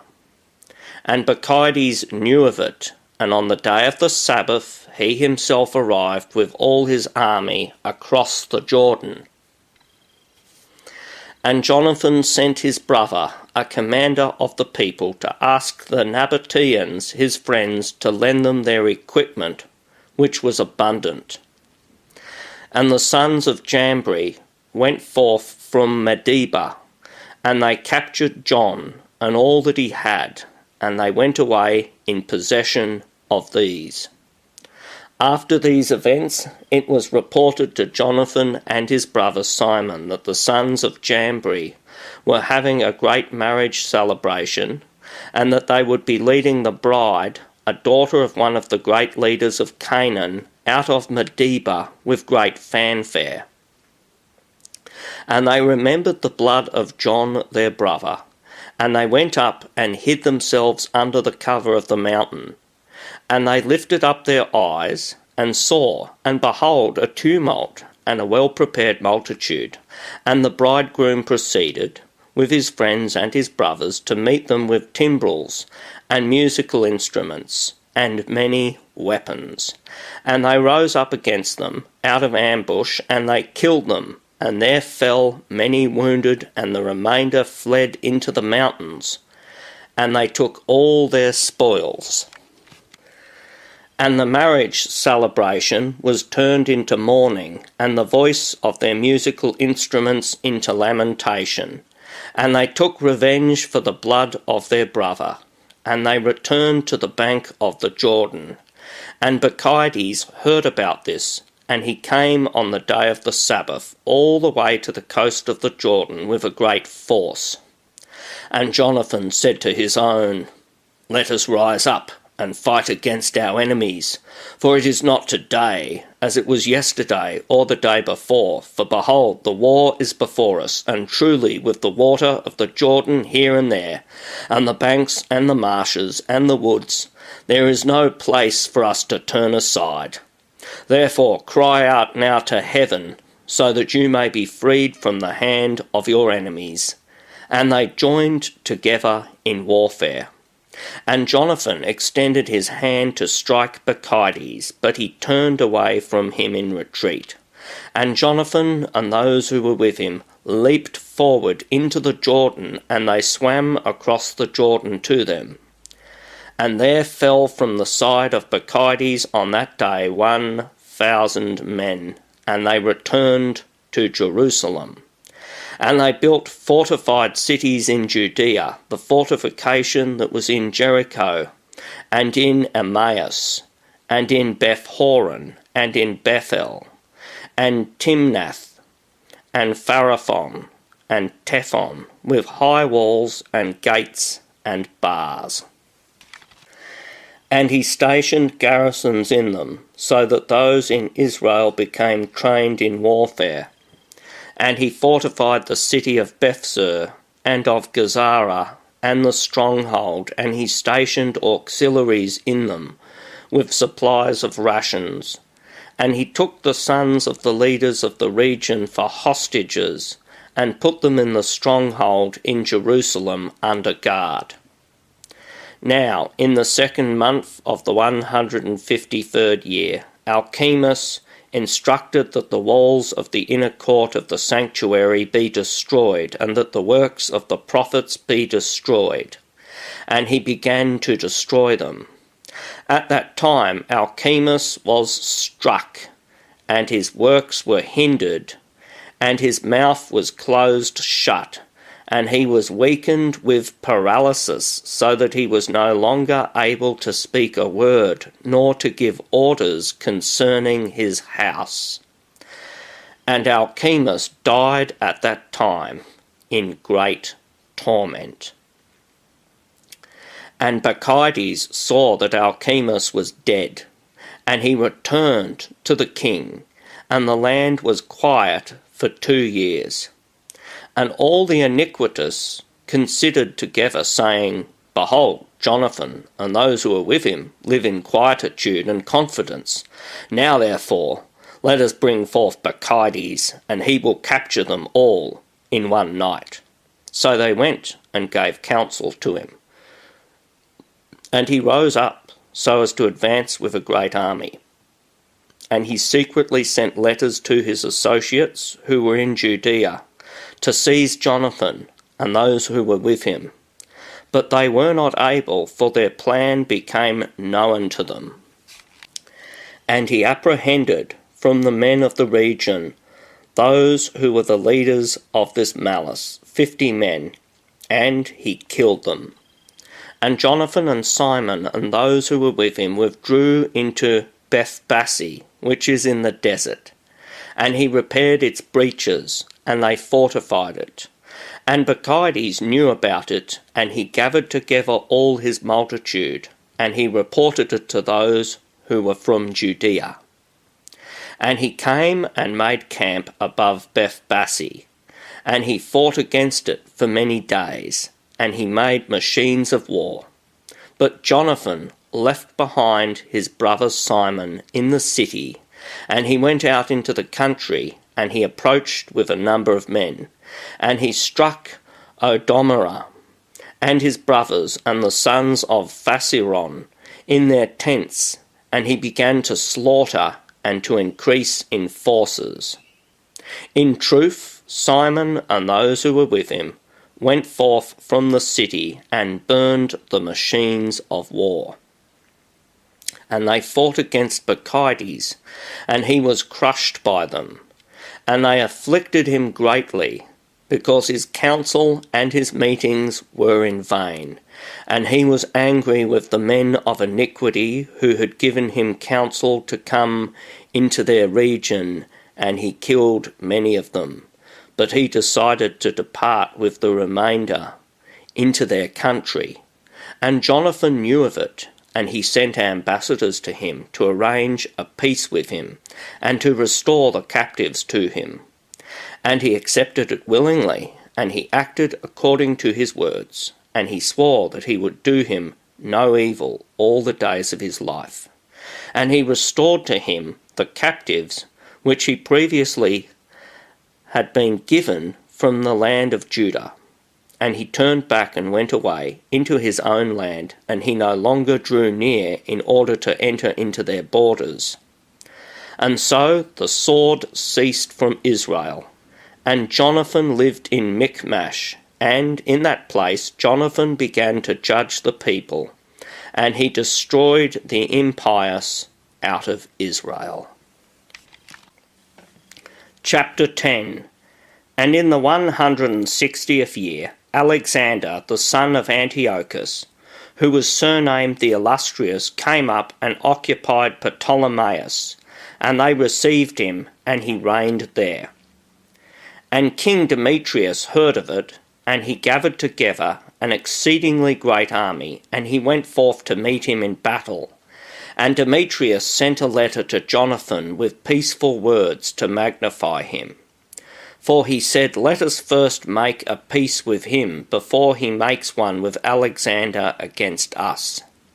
For he will remember all the evils that we have done to him and to his brother and to his nation." And he gave him the authority to gather together an army and to fabricate weapons, so that he would be his associate. And the hostages who were in the stronghold he ordered to be handed over to him. And Jonathan came to Jerusalem, and he read the letters in the hearing of all the people and of those who were in the stronghold. And they were struck with a great fear, because they heard that the king gave him the authority to gather together an army. And the hostages were handed over to Jonathan, and he restored them to their parents. And Jonathan lived in Jerusalem, and he began to rebuild and repair the city. And he told those doing the work to build up the walls and Mount Zion all around with square stones as a fortification, and they did so. Then the foreigners who were in the fortifications that Bacchides had built fled away, and each one abandoned his place and departed into his own land.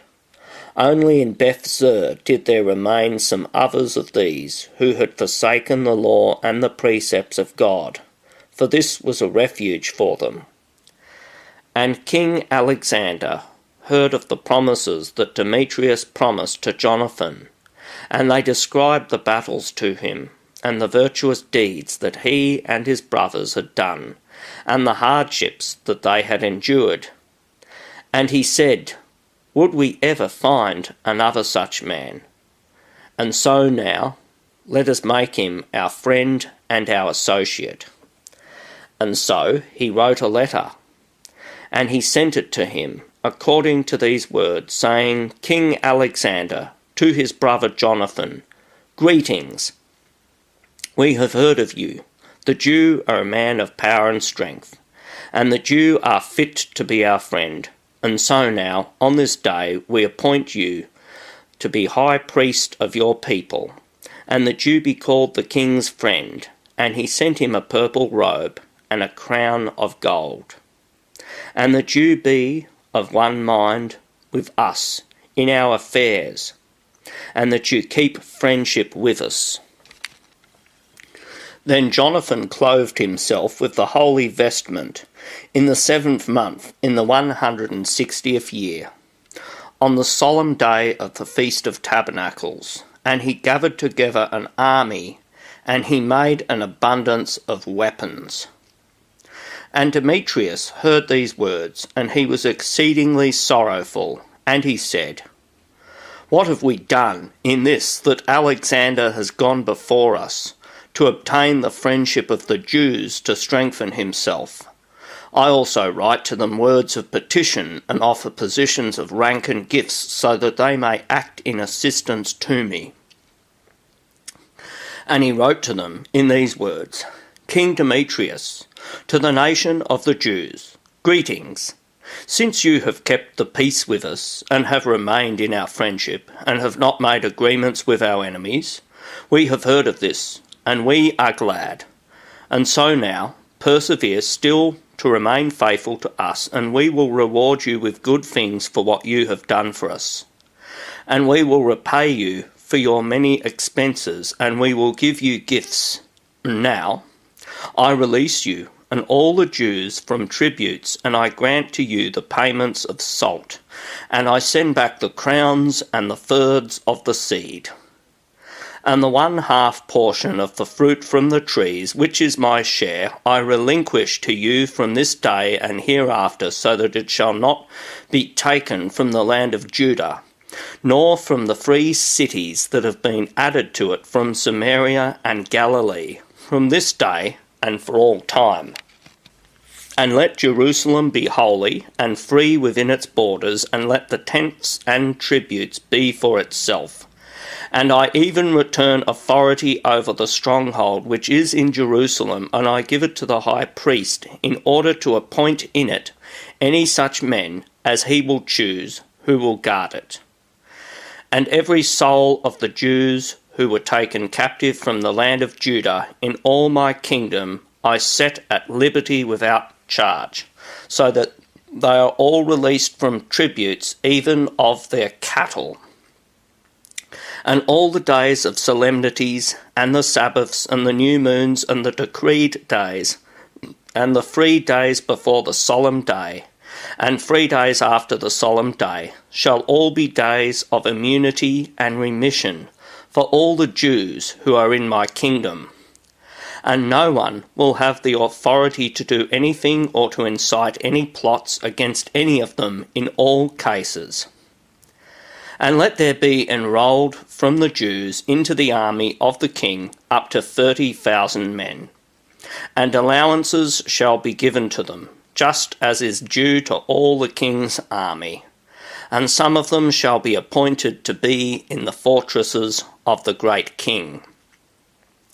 And some of them shall be set over the affairs of the kingdom, those who act with faith, and let the leaders be from them, and let them walk by their own laws, just as the king has commanded in the land of Judah. And the free cities that have been added to Judea from the region of Samaria, let them be counted with Judea, so that they may be united as one, and so that they may obey no other authority except the high priest. Ptolemais and its confines I give as a free gift to the holy places that are in Jerusalem, for the necessary expenses of the holy things. And I give every year 15,000 shekels of silver from the allotment of the king, from what belongs to me. And all that has been left over, which those were set over the affairs in prior years have not paid. From this time they will give it to the works of the house.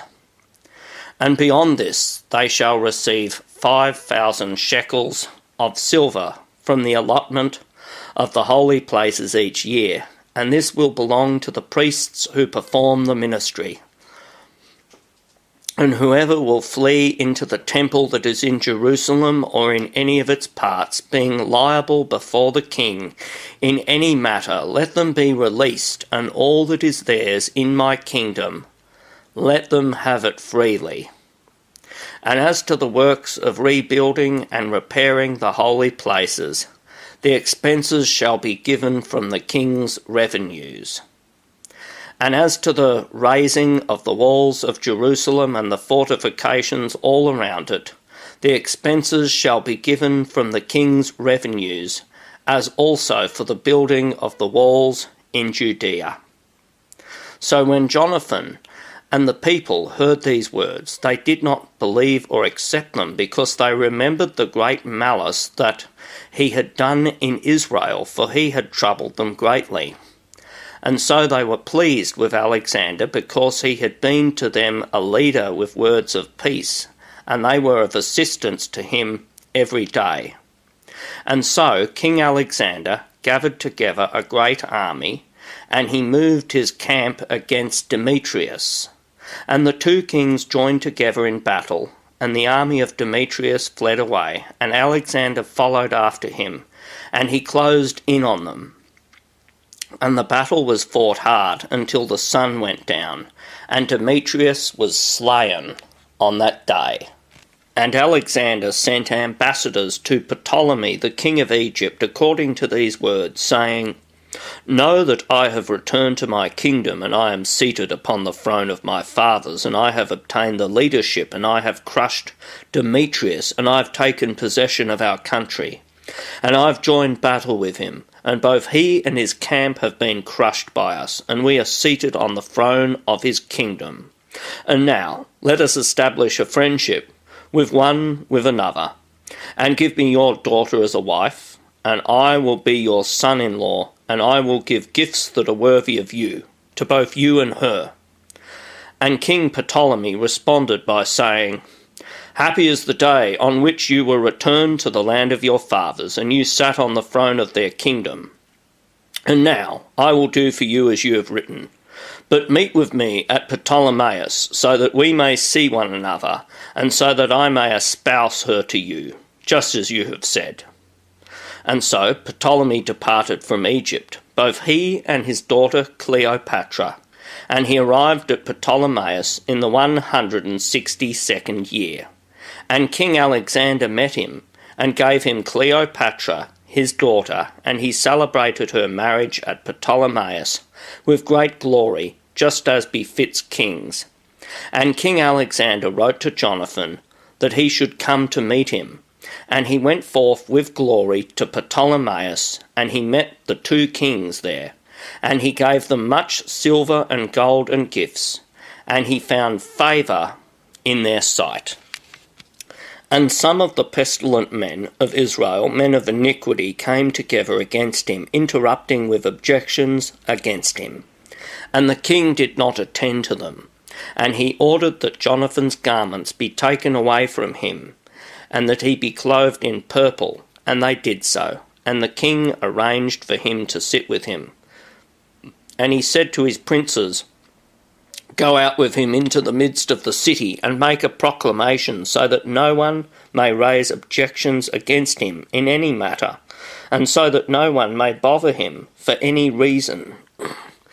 And so it happened that when his accusers saw his glory being proclaimed, and him clothed in purple, they all fled away. And the king magnified him, and he enrolled him among his foremost friends, and he gave him a position as governor, and as a participant in his dominion. And Jonathan returned to Jerusalem with peace and joy. In the 165th year, Demetrius, the son of Demetrius, came from Crete into the land of his fathers. And King Alexander heard of it, and he was very sorrowful, and he returned to Antioch. And King Demetrius appointed Apollonius as his governor, who was in charge of Cilicia. And he gathered together a great army, and he drew near to Jamnia. And he sent to Jonathan, the high priest, saying, You alone resist us, and so I have been brought to derision and disgrace, because you exercise your power against us in the mountains. Now therefore, if you trust in your forces, descend to us in the plains, and there let us contest one another, for the power of war is with me. Inquire and learn who I am, and the others who are auxiliaries to me, who also say that your feet cannot stand before our face, for your fathers have twice been put to flight in their own land. And now, how will you be able to withstand the horsemen, and so great an army in the plains, where there is no stone or rock or place to flee? But when Jonathan heard the words of Apollonius, he was moved in his soul, and he chose 10,000 men, and he departed from Jerusalem, and Simon his brother met him to help him. And they positioned their tents near Joppa, but they excluded him from the city, because a garrison from Apollonius was in Joppa, and so he attacked it. And those who were in the city, being terrified, opened to him. And so Jonathan obtained Joppa. And Apollonius heard of it, and he moved 3,000 horsemen and a great army. And he went toward Azotus, like one making a journey, but he suddenly departed into the plains because he had a great number of horsemen, and he trusted in them. And Jonathan followed after him to Azotus, and they joined together in battle. And Apollonius secretly left behind them in the camp 1,000 horsemen. And Jonathan realized that there was an ambush behind him, and they surrounded his camp. And they cast darts at the people from morning until evening. But the people stood firm, just as Jonathan had instructed them, and their horses suffered hardships. Then Simon drew forth his army, and he sent them against the legion, for the horsemen were wearied, and they were crushed by him, and they fled. And those who were scattered throughout the plains fled to Azotus, and they entered into Beth-dagon, so that by their idol in that place they might save themselves. But Jonathan set fire to Azotus, and to the cities that were all around it, and he captured their spoils and the temple of Dagon, and he burned with fire all those who had fled into it. And so it was that those who fell by the sword, with those who were burned, were nearly 8,000 men. And Jonathan removed his encampment from there, and he took up a position against Ascalon. And they went out of the city to meet him with great glory. And Jonathan returned to Jerusalem with his own, having many spoils. And it happened that when King Alexander heard these words, he added still more glory to Jonathan.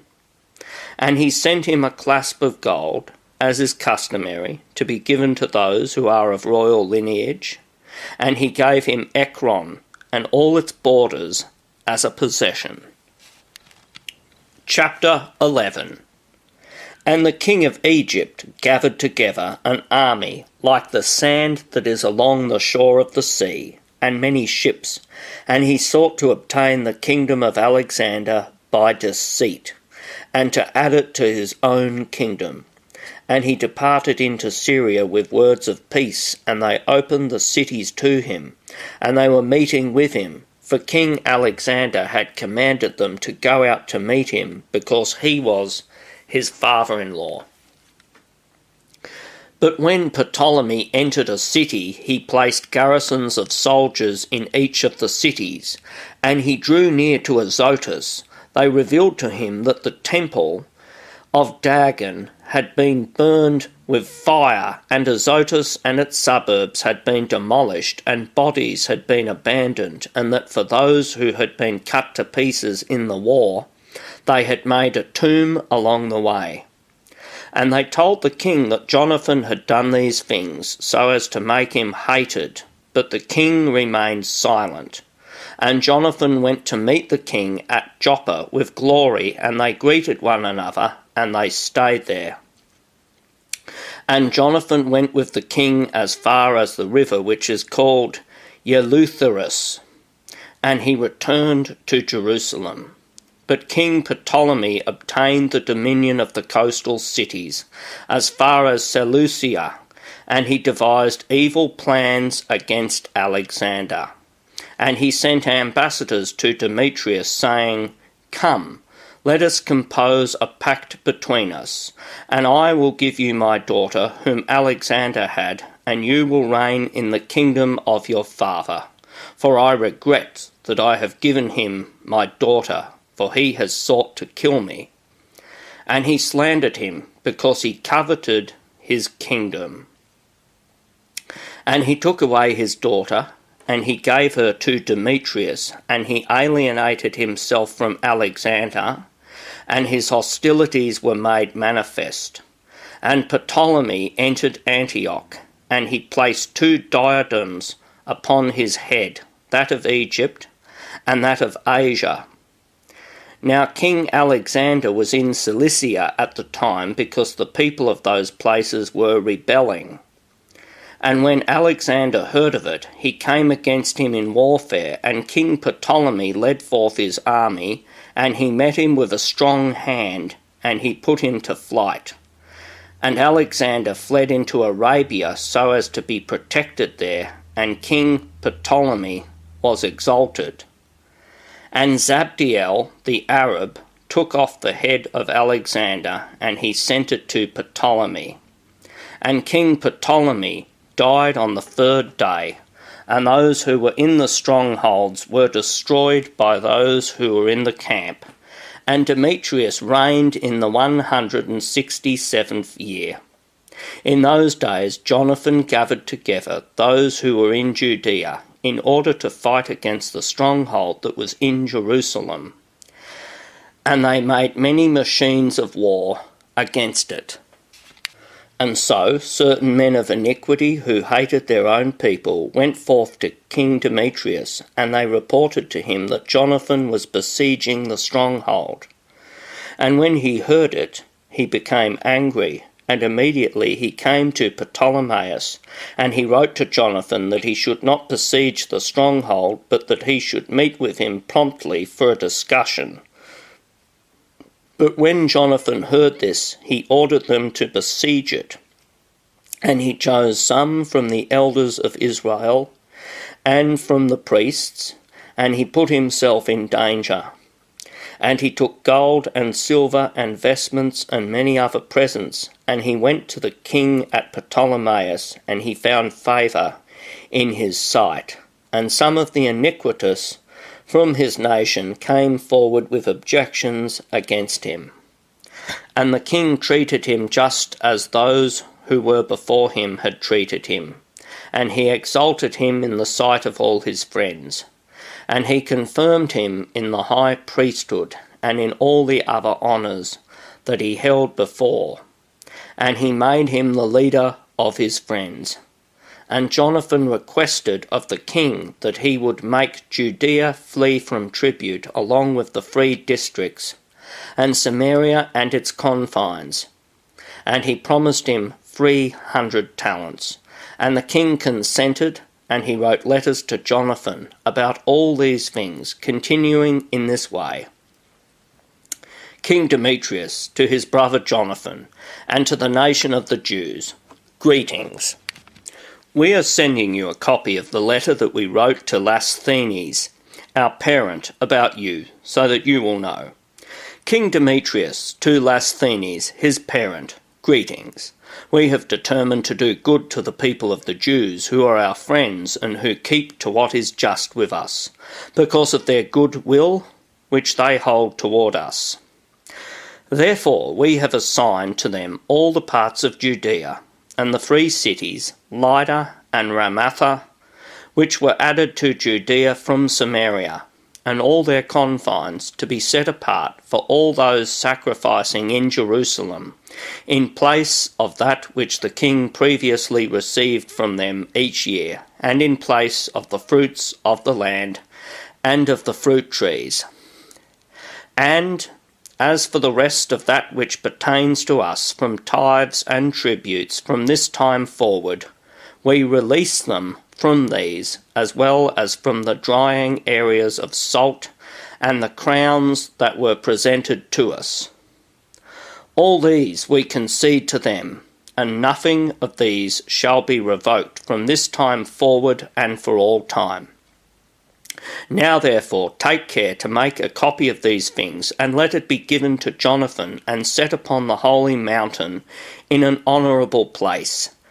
And King Demetrius, seeing that the land was quieted in his sight, and that nothing resisted him, sent all his forces away, each one to his own place, except the foreign army, which he had drawn together from the islands of the nations. And so all the troops of his fathers were hostile to him. But there was a certain one, Trypho, who was previously on Alexander's side, and he saw that all the army murmured against Demetrius, and so he went to Imalkua the Arab, who raised Antiochus the son of Alexander, and he persuaded him to deliver him to him, so that he would reign in his father's place. And he reported to him what Demetrius had done, and that his army was hostile to him, and he remained there for many days. And Jonathan sent to King Demetrius so that he would cast out those who were in the stronghold in Jerusalem, and those who were with the garrisons, because they fought against Israel.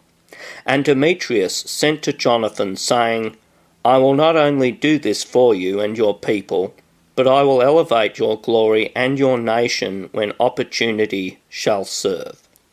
Now therefore, you will do well if you send men as auxiliaries to me, for all my army has withdrawn from me. And Jonathan sent 3,000 strong men to him at Antioch. And they came to the king, and the king was delighted at their arrival. And those who were of the city gathered together 120,000 men, and they wanted to execute the king. And the king fled into the royal court, and those who were of the city occupied the passageways of the city, and they began to fight. And the king called the Jews to his assistance, and they came together before him at the same time. And then they all dispersed themselves throughout the city. And they killed in that day 100,000 men. And they set fire to the city, and they seized many spoils in that day, and they freed the king. And those who were of the city saw that the Jews had taken the city just as they wanted, and they were weakened in their resolve, and they cried out to the king with supplication, saying, Grant us a pledge, and let the Jews cease from assailing us and the city. And they threw down their arms, and they made peace. And the Jews were glorified in the sight of the king, and in the sight of all who were in his realm. And they became renowned in the kingdom, and they returned to Jerusalem, holding many spoils. And so King Demetrius sat on the throne of his kingdom, and the land was quieted in his sight.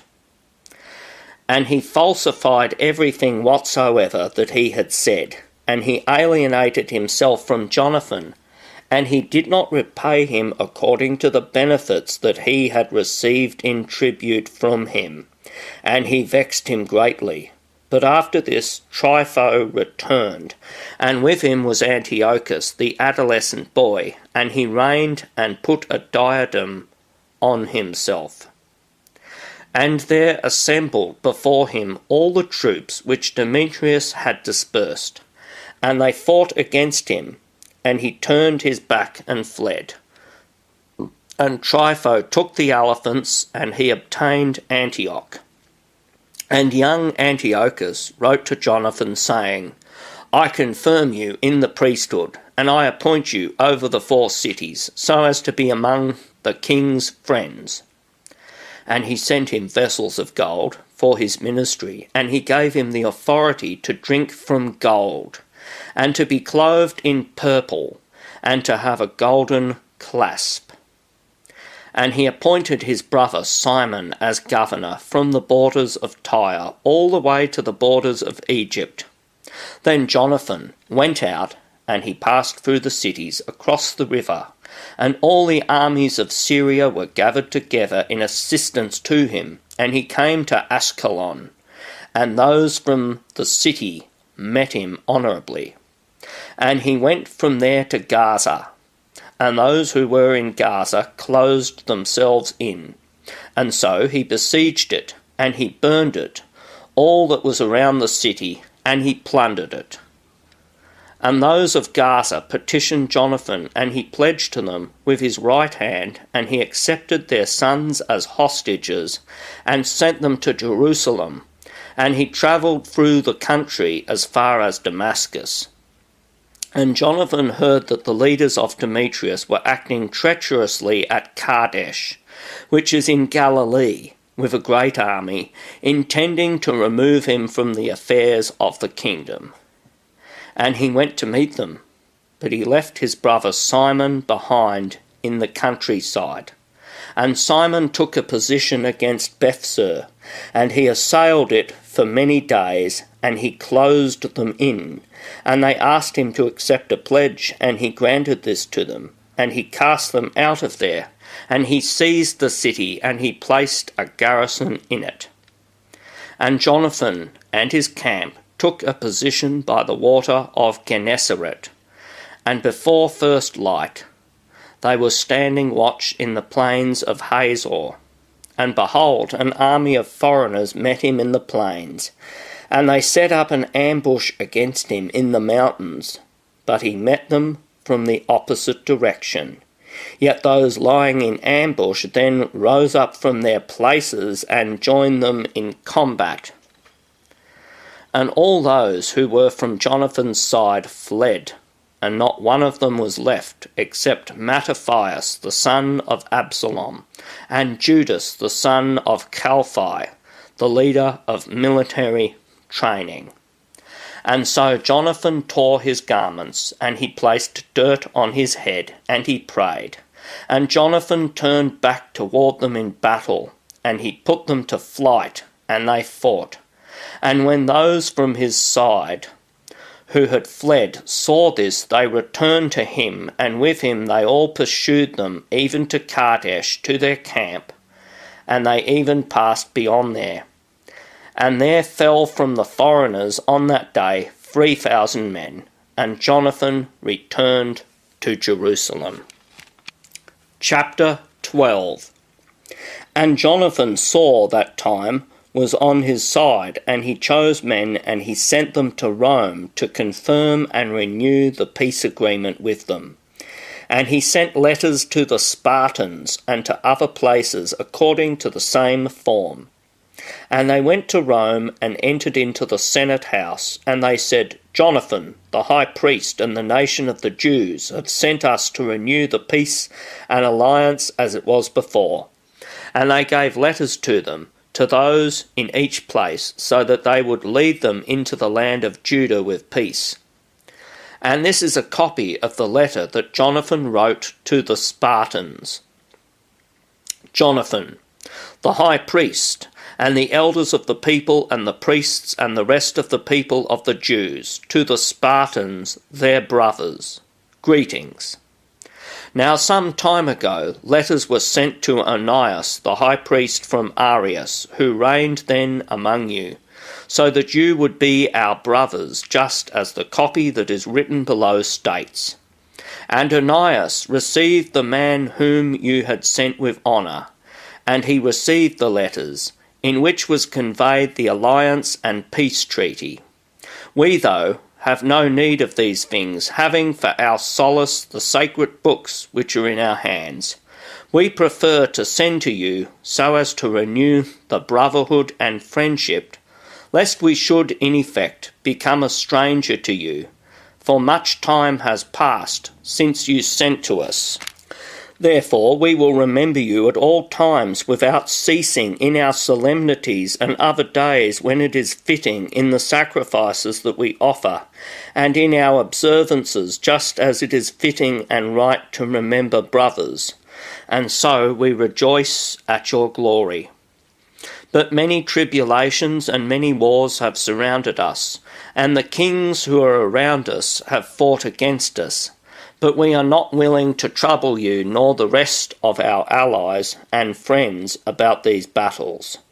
For we have assistance from heaven, and we have been delivered, and our enemies have been humbled. And so we have chosen Numenius, the son of Antiochus, and Antipater, the son of Jason, and we have sent them to the Romans to renew the former peace treaty and alliance with them. And so we have commanded them to also come to you, and to greet you, and to deliver our letters to you about the renewal of our brotherhood. And now you would do well to respond to us about these things. And this is a copy of the letter that he sent to Onias. Arius, king of the Spartans, to Onias, the great priest. Greetings. It is found in Scripture about the Spartans and the Jews, that they are brothers, and that they are of the family of Abraham. And since we know these things, you would do well to write to us about your peace. But we also have written back to you, that our cattle and our possessions are yours, and yours are ours. And so we have commanded that these things should be announced to you. And Jonathan heard that the leaders from Demetrius had returned again with a greater army than before, so as to fight against him.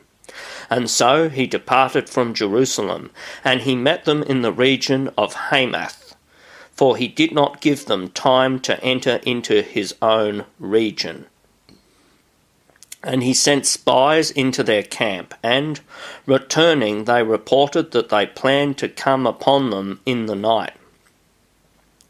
And when the sun had set, Jonathan instructed his men to stand watch and to be in arms, ready to fight all night long, and he stationed guards around the camp. And the adversaries heard that Jonathan was prepared with his own for warfare, and they were struck with fear and dread in their heart, and they kindled fires in their camp. But Jonathan and those who were with him did not know about it until morning, for they saw the lights burning. And Jonathan pursued them, but did not overtake them, for they had crossed the river Eleutherus. And Jonathan diverted toward the Arabians, who were called Zabadeans, and he struck them and took their spoils, and he regrouped and came to Damascus, and he passed through all that region. But Simon went forth and came as far as Ascalon and the nearby fortresses, but he turned aside to Joppa and occupied it, for he had heard that they intended to hand over the fortress that was on the side of Demetrius, and he stationed a guard there to keep it. And Jonathan returned, and he called together the elders of the people, and he decided with them to build fortresses in Judea, and to build up the walls in Jerusalem, and to raise a great height between the stronghold and the city, in order to separate it from the city, so that it would stand alone, and would have neither buying nor selling there. And they came together to build up the city, and the wall that was over the brook toward the rising of the sun was fallen, and he repaired that which is called Caphanatha.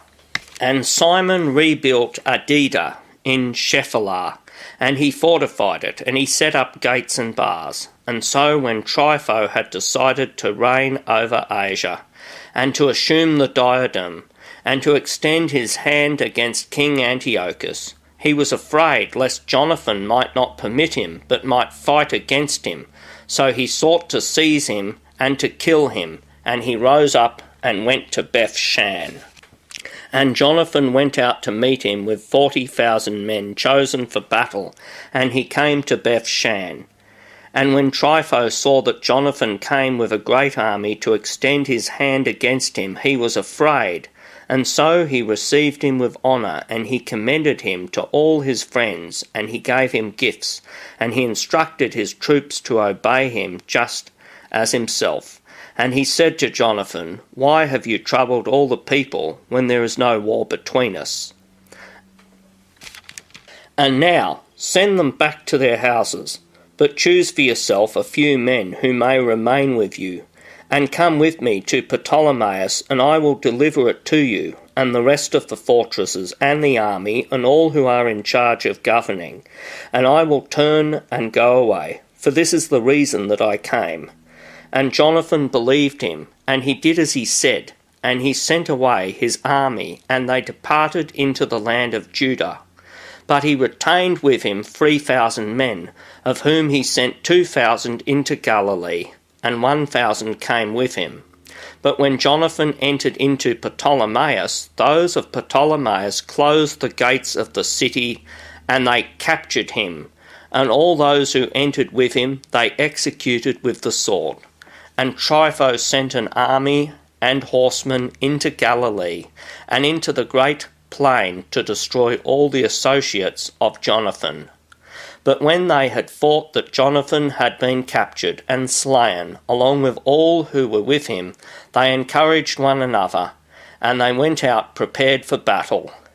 Then those who had pursued them, seeing that they stood for their lives, were turned back. And so they all came into the land of Judah with peace. And they bewailed Jonathan and those who had been with him exceedingly. And Israel mourned with great lamentation. Then all the nations that were all around them sought to crush them. For they said, "They have no leader or helper. Now therefore let us fight against them, and take away the memory of them from among men." But Trypho, when he was on a journey with the young king Antiochus, killed him by deceit, and he reigned in his place, and he put on the diadem of Asia, and he caused great scourges upon the land. And Simon built up the strongholds of Judea, fortifying them with high towers and great walls and gates and bars. And he placed provisions in the fortresses. And Simon chose men, and he sent to King Demetrius, so that he would grant a remission to the region, for all that Trypho did was to carry out plundering. And King Demetrius responded to this word, and he wrote a letter in this manner: King Demetrius, to Simon the high priest, and friend of kings, and to the elders, and to the people of the Jews, greetings. The golden crown and the barhem that you sent we have received. And we are prepared to make a great peace with you, and to write to the officers of the king to remit to you the things that we have released. For whatever we have established remains in force for you. The strongholds that you have built, let them be yours. Likewise, any oversight or fault, even to this day, we forgive it, along with the crown that you owed. And if anything else was taxed in Jerusalem, now let it not be taxed. And if any of you is fit to be enrolled among our own, let them be enrolled, and let there be peace between us. In the 170th year, the yoke of the Gentiles was taken away from Israel, and the people of Israel began to write in the tablets and the public records in the first year under Simon, high priest, great commander, and leader of the Jews. In those days Simon took up a position at Gaza, and he encamped around it, and he made machines of war, and he applied them to the city, and he struck one tower and captured it. And those who were within the machine broke forth into the city, and a great commotion occurred in the city. And those who were in the city ascended upon the wall, with their wives and children, having torn their tunics, and they cried out with a loud voice, asking Simon to grant them a pledge. And they said, "Do not repay us according to our malice, but according to your mercy."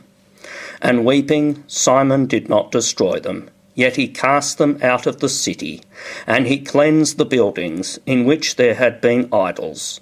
And then he entered into it with hymns, blessing the Lord. And having cast out of it all uncleanness, he placed in it men who would observe the law. And he fortified it, and made it his dwelling place. But those who were in the stronghold of Jerusalem were prohibited from going out and entering the region, and from buying and selling, and they were very hungry, and many of them perished through famine.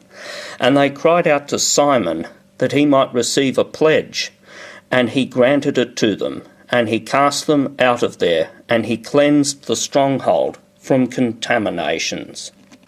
And they entered into it on the 23rd day of the second month, in the 171st year, with thanksgiving and palm branches and lyres and cymbals and psalteries and hymns and canticles, because a great enemy had been crushed out of Israel.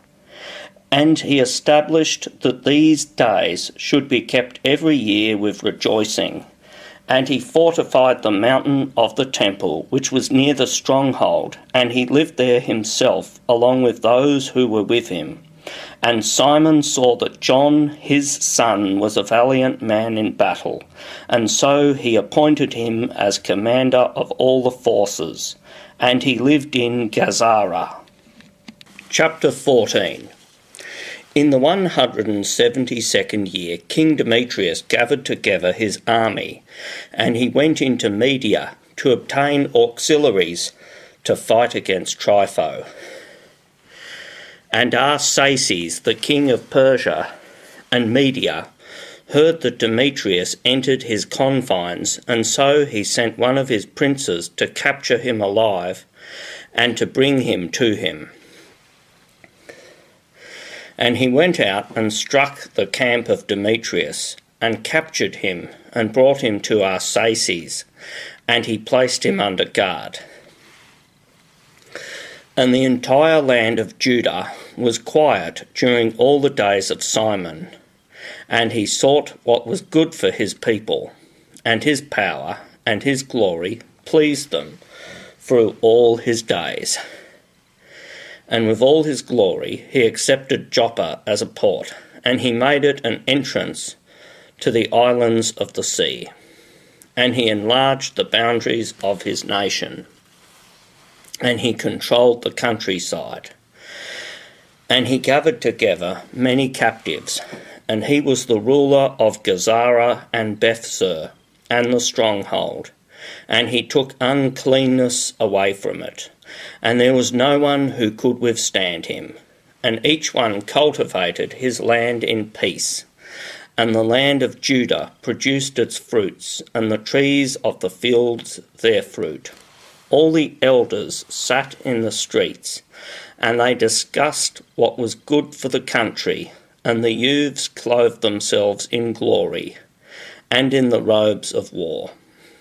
And he gave tributes and provisions to the cities, and he decreed that they would have equipment for fortification, so that the fame of his glory was renowned, even to the ends of the earth. He caused there to be peace over the land, and Israel was rejoicing with great joy. And each one sat under his vine and under his fig tree, and there was no one who would terrify them. There was nothing left of those who might fight against them in the land. Kings had been crushed in those days. And he confirmed all the humble of his people, and sought the law, and he took away every iniquity and evil.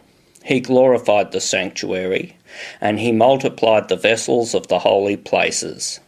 And it was heard at Rome and even in Sparta that Jonathan had passed away, and they were very sorrowful. But when they heard that Simon his brother had been made high priest in his place, and that he obtained the entire country and the cities in it, they wrote to him on tablets of brass, so as to renew the friendship and alliance which they had made with Judas and with Jonathan his brothers. And they were read in the sight of the assembly at Jerusalem. And this is a copy of the letter that the Spartans sent. To the leaders and the cities of the Spartans, to Simon the great priest, and to the elders and the priests and the rest of the people of the Jews, their brothers, greetings. The ambassadors who were sent to our people have reported to us of your glory and honour and rejoicing, and we were glad at their arrival. And we wrote down what was said by them to the councils of the people as follows: Numenius, the son of Antiochus, and Antipater, the son of Jason, ambassadors of the Jews, come to us to renew the former friendship with us. And it pleased the people to receive the men gloriously, and to place a copy of their words in a section of the public books, so as to be a memorial for the people of the Spartans. Furthermore, we have written a copy of them to Simon, the great priest. But after this, Simon sent Numenius to Rome in possession of a great shield of gold, weighing over 1,000 pounds, to confirm the association with them. But when the people of Rome had heard these words, they said, "With what deeds of thanksgiving shall we repay Simon and his sons? For he has vindicated his brothers, and he has fought off the enemies of Israel from them." And so they decreed him free, and they registered it on tablets of brass, and placed it in an inscription on Mount Zion. And this is a copy of the writing. On the 18th day of the month Elul, in the 172nd year, the 3rd year under Simon, the great priest, at Asaramel, in a great convocation of the priests and the people, and the leaders of the nation, and the elders of the country, these things were noted. Now there have often been battles in our country. And Simon, the son of Mattathias, of the sons of Jareb, and his brothers, have put themselves in danger, and have withstood the enemies of their nation, so as to establish their holy places and the law. And they have glorified their people with great glory. And Jonathan gathered together his nation, and he was made their great priest, and he was laid to rest among his people.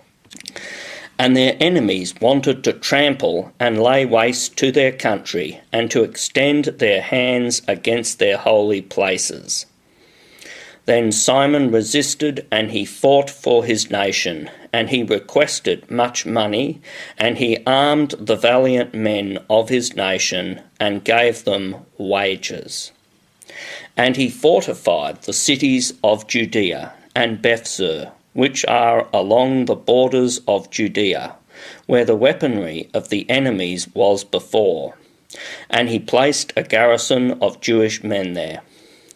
And he fortified Joppa, which is by the sea, and Gazara, which is on the border of Azotus, where the enemies stayed before. And he placed Jews there, and he positioned with them whatever was fitting for their preparations. And the people saw the acts of Simon, and the glory that he intended to bring to his nation, and they made him their commander and first priest, because he had done all these things, and because of the justice and faith that he maintained for his nation, and because he sought to exalt his people by all means. And in his days there was prosperity by his hands, so that the Gentiles were taken away from their country, and also those who were in the city of David, in Jerusalem, in the stronghold from which they went out and contaminated all the places that were around the sanctuary, and from which they brought a great scourging against chastity. And he placed in it Jewish men, as a means of protection for the region and the city, and he raised the walls of Jerusalem. And King Demetrius confirmed him in the high priesthood. According to these things, he made him his friend, and he glorified him with great glory.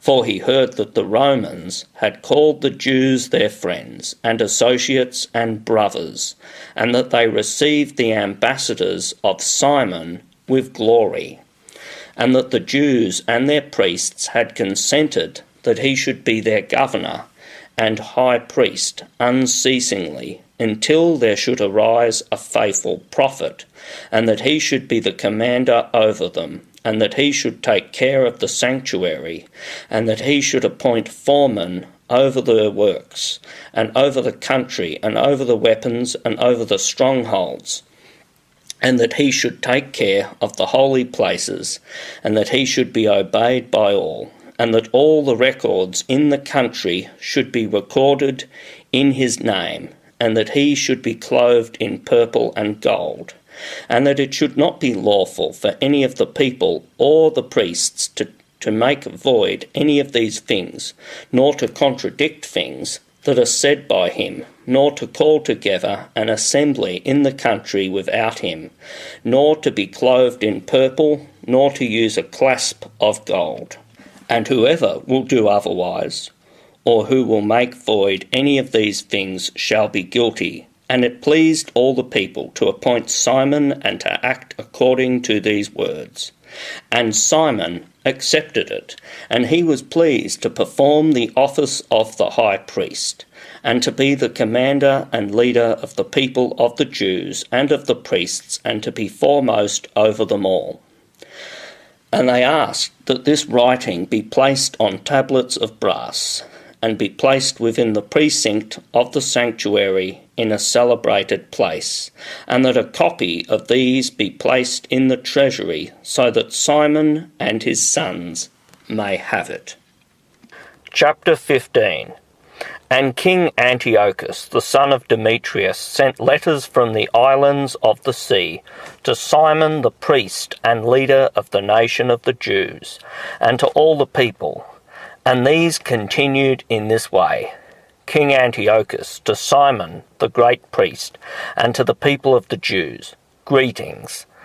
Since certain pestilent persons have obtained the kingdom of our fathers, it is my will then to vindicate the kingdom and to restore it just as it was before. And so I have chosen a great army, and I have built ships of war. Furthermore, I intend to pass through the region, so that I may take revenge on those who have corrupted our country, and who have desolated many cities in my kingdom. Now therefore, I confirm to you all the oblations that all the kings before me have remitted to you, and whatever other gifts they remitted to you, and I permit you to make a striking of your own coins for your country. Moreover, let Jerusalem be holy and free, and all the weapons that have been made, and the fortresses that you have constructed, or that you hold, let them remain with you. And all that is owed to the king, and what should belong to the king in the future from this time and for all time, is remitted to you. Yet when we have obtained our kingdom, we will glorify you, and your nation, and the temple with great glory, so much so that your glory shall be made manifest in all the earth. In the 174th year, Antiochus went into the land of his fathers, and all the armies came over to him, so that few were left with Trypho.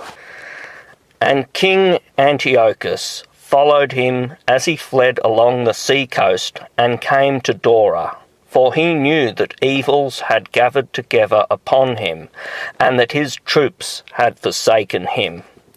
And Antiochus took up a position above Dora with 120,000 men of warfare and 8,000 horsemen. And he encircled the city, and the ships drew near by sea. And they assailed the city by land and by sea, and they permitted no one to go in or out. But Numenius and those who had been with him came from the city of Rome, having letters written to the kings, and the regions in which was contained these things. Lucius, consul of the Romans, to King Ptolemy, greetings. The ambassadors of the Jews, our friends, came to us to renew the former friendship and alliance, having been sent from Simon, the leader of the priests and the people of the Jews. And they also brought a shield of gold of over 1,000 pounds.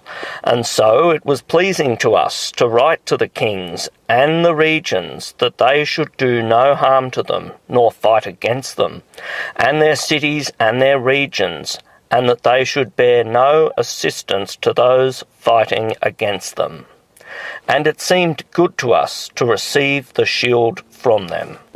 If, therefore, those who are pestilent have taken refuge with you from their region, hand them over to Simon, the leader of the priests, so that he may give a verdict to them according to their law.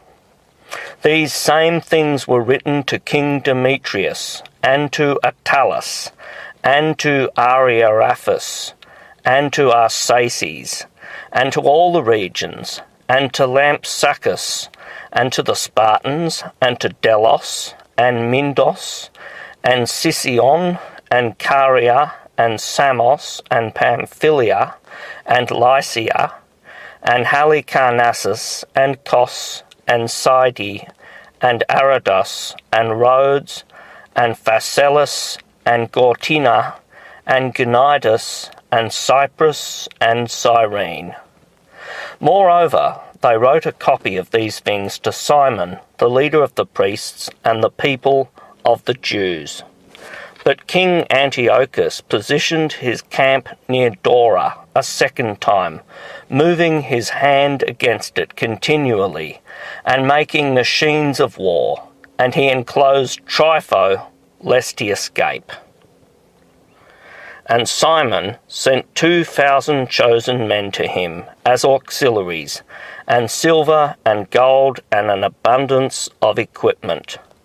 And he was not willing to receive them, but he broke all of the pact that he made with him before, and he alienated himself from him. And he sent to him Athenobius, one of his friends, to deal with him, saying, "You hold Joppa and Gazara, and the stronghold that is in Jerusalem, which are cities of my kingdom. You have desolated their parts, and you have caused a great scourging in the land, and you have become ruler throughout many places in my kingdom.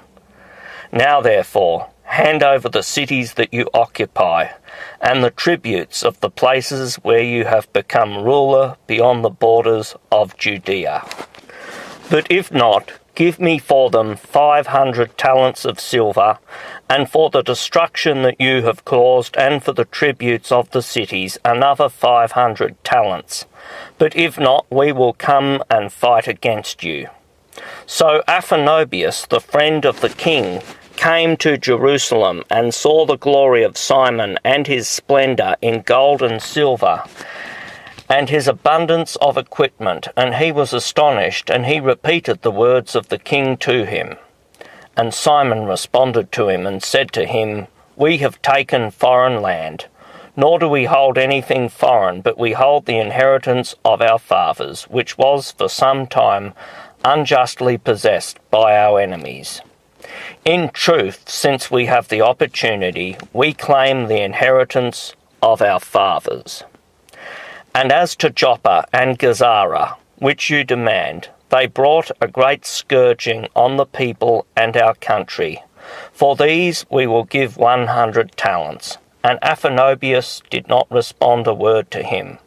But returning with anger to the king, he reported to him these words, and the glory of Simon, and all that he had seen. And the king became angry with a great anger. But Trypho fled by ship to Orthosia. And the king appointed Sendebius as commander of the seacoast, and he gave him an army of foot soldiers and horsemen. And he commanded him to move with his camp against the face of Judea. And he commanded him to build up Kedron, and to barricade the gates of the city, and to make war against the people.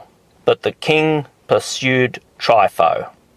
And Sendebius passed through to Jamnia, and he began to provoke the populace, and to trample Judea, and to take the people captive, and to execute and to build up Kedron. And he stationed horsemen and an army there, so that they could go out and travel through the ways of Judea, as the king appointed him to do. Chapter 16. And so John came up from Gazara, and he reported to Simon his father what Sendebius had done against their people. And Simon called his 2 eldest sons, Judas and John, and he said to them, "I and my brothers and my father's house have fought against the enemies of Israel from our youth, even to this day. And this work has prospered in our hands, so that we have delivered Israel several times. And now I'm old. You must act in place of me and my brothers, and go out to fight for our nation. Truly, may the help of heaven be with you." Then he chose from the region 20,000 men of warfare and horsemen, and they started out toward Sendebus, and they rested in Modin. And they rose up in the morning, and went out into the plains, and behold, an abundant army of foot soldiers and horsemen was there to meet them, and there was a river flowing between them. And he and his people moved their camp opposite their face, and he saw the trepidation of the people to cross over the river, and so he crossed over first. And seeing him, the men also crossed after him. And he divided the people and the horsemen into the midst of the foot soldiers. But the horsemen of the adversary were exceedingly numerous, and they sounded the holy trumpets, and Sendebus and his army were turned back, and many of them fell wounded. But the rest fled into the fortress. Then Judas, the brother of John, was wounded, but John pursued them until he came to Kedron, which he had built. And they fled all the way to the towers that were in the fields of Azotus, and he burnt them with fire. And there fell of them 2,000 men, and he returned to Judea in peace. Now Ptolemy, the son of Abubus, was appointed commander over the plain of Jericho, and he held much silver and gold. For he was the son-in-law of the high priest, and his heart was exalted, and he wanted to obtain the region, and he devised treachery against Simon and his sons, so as to destroy them. Now when Simon was travelling through the cities that were in the region of Judea, and acting with concern for them, he went down to Jericho, he and Mattathias, and Judas his sons, in the 177th year, in the 11th month. This is the month of Shevat. And the son of Abubus received them with deceitfulness into a little fortress, which is called Dock, that he had built. And he made them a great feast, and he hid men there. And when Simon and his sons became inebriated, Ptolemy and his men rose up and took their weapons and entered into the gathering. And they killed him and his 2 sons and some of his servants. And he committed a great treachery in Israel, and he repaid good with evil. And Ptolemy wrote about these things, and he sent to the king, so that he would send him an army to assist him, and he could deliver to him the region and the cities and tributes. And he sent others to Gazara to destroy John. And he sent letters to the tribunes to come to him, and he would give them silver and gold and gifts. And he sent others to occupy Jerusalem and the mountain of the temple. Now a certain one running ahead reported to John in Gazara that his father and his brothers perished, and that he sent to kill you also. But when he heard it, he was very afraid, and he apprehended the men who came to destroy him, and he killed them, for he knew that they sought to destroy him.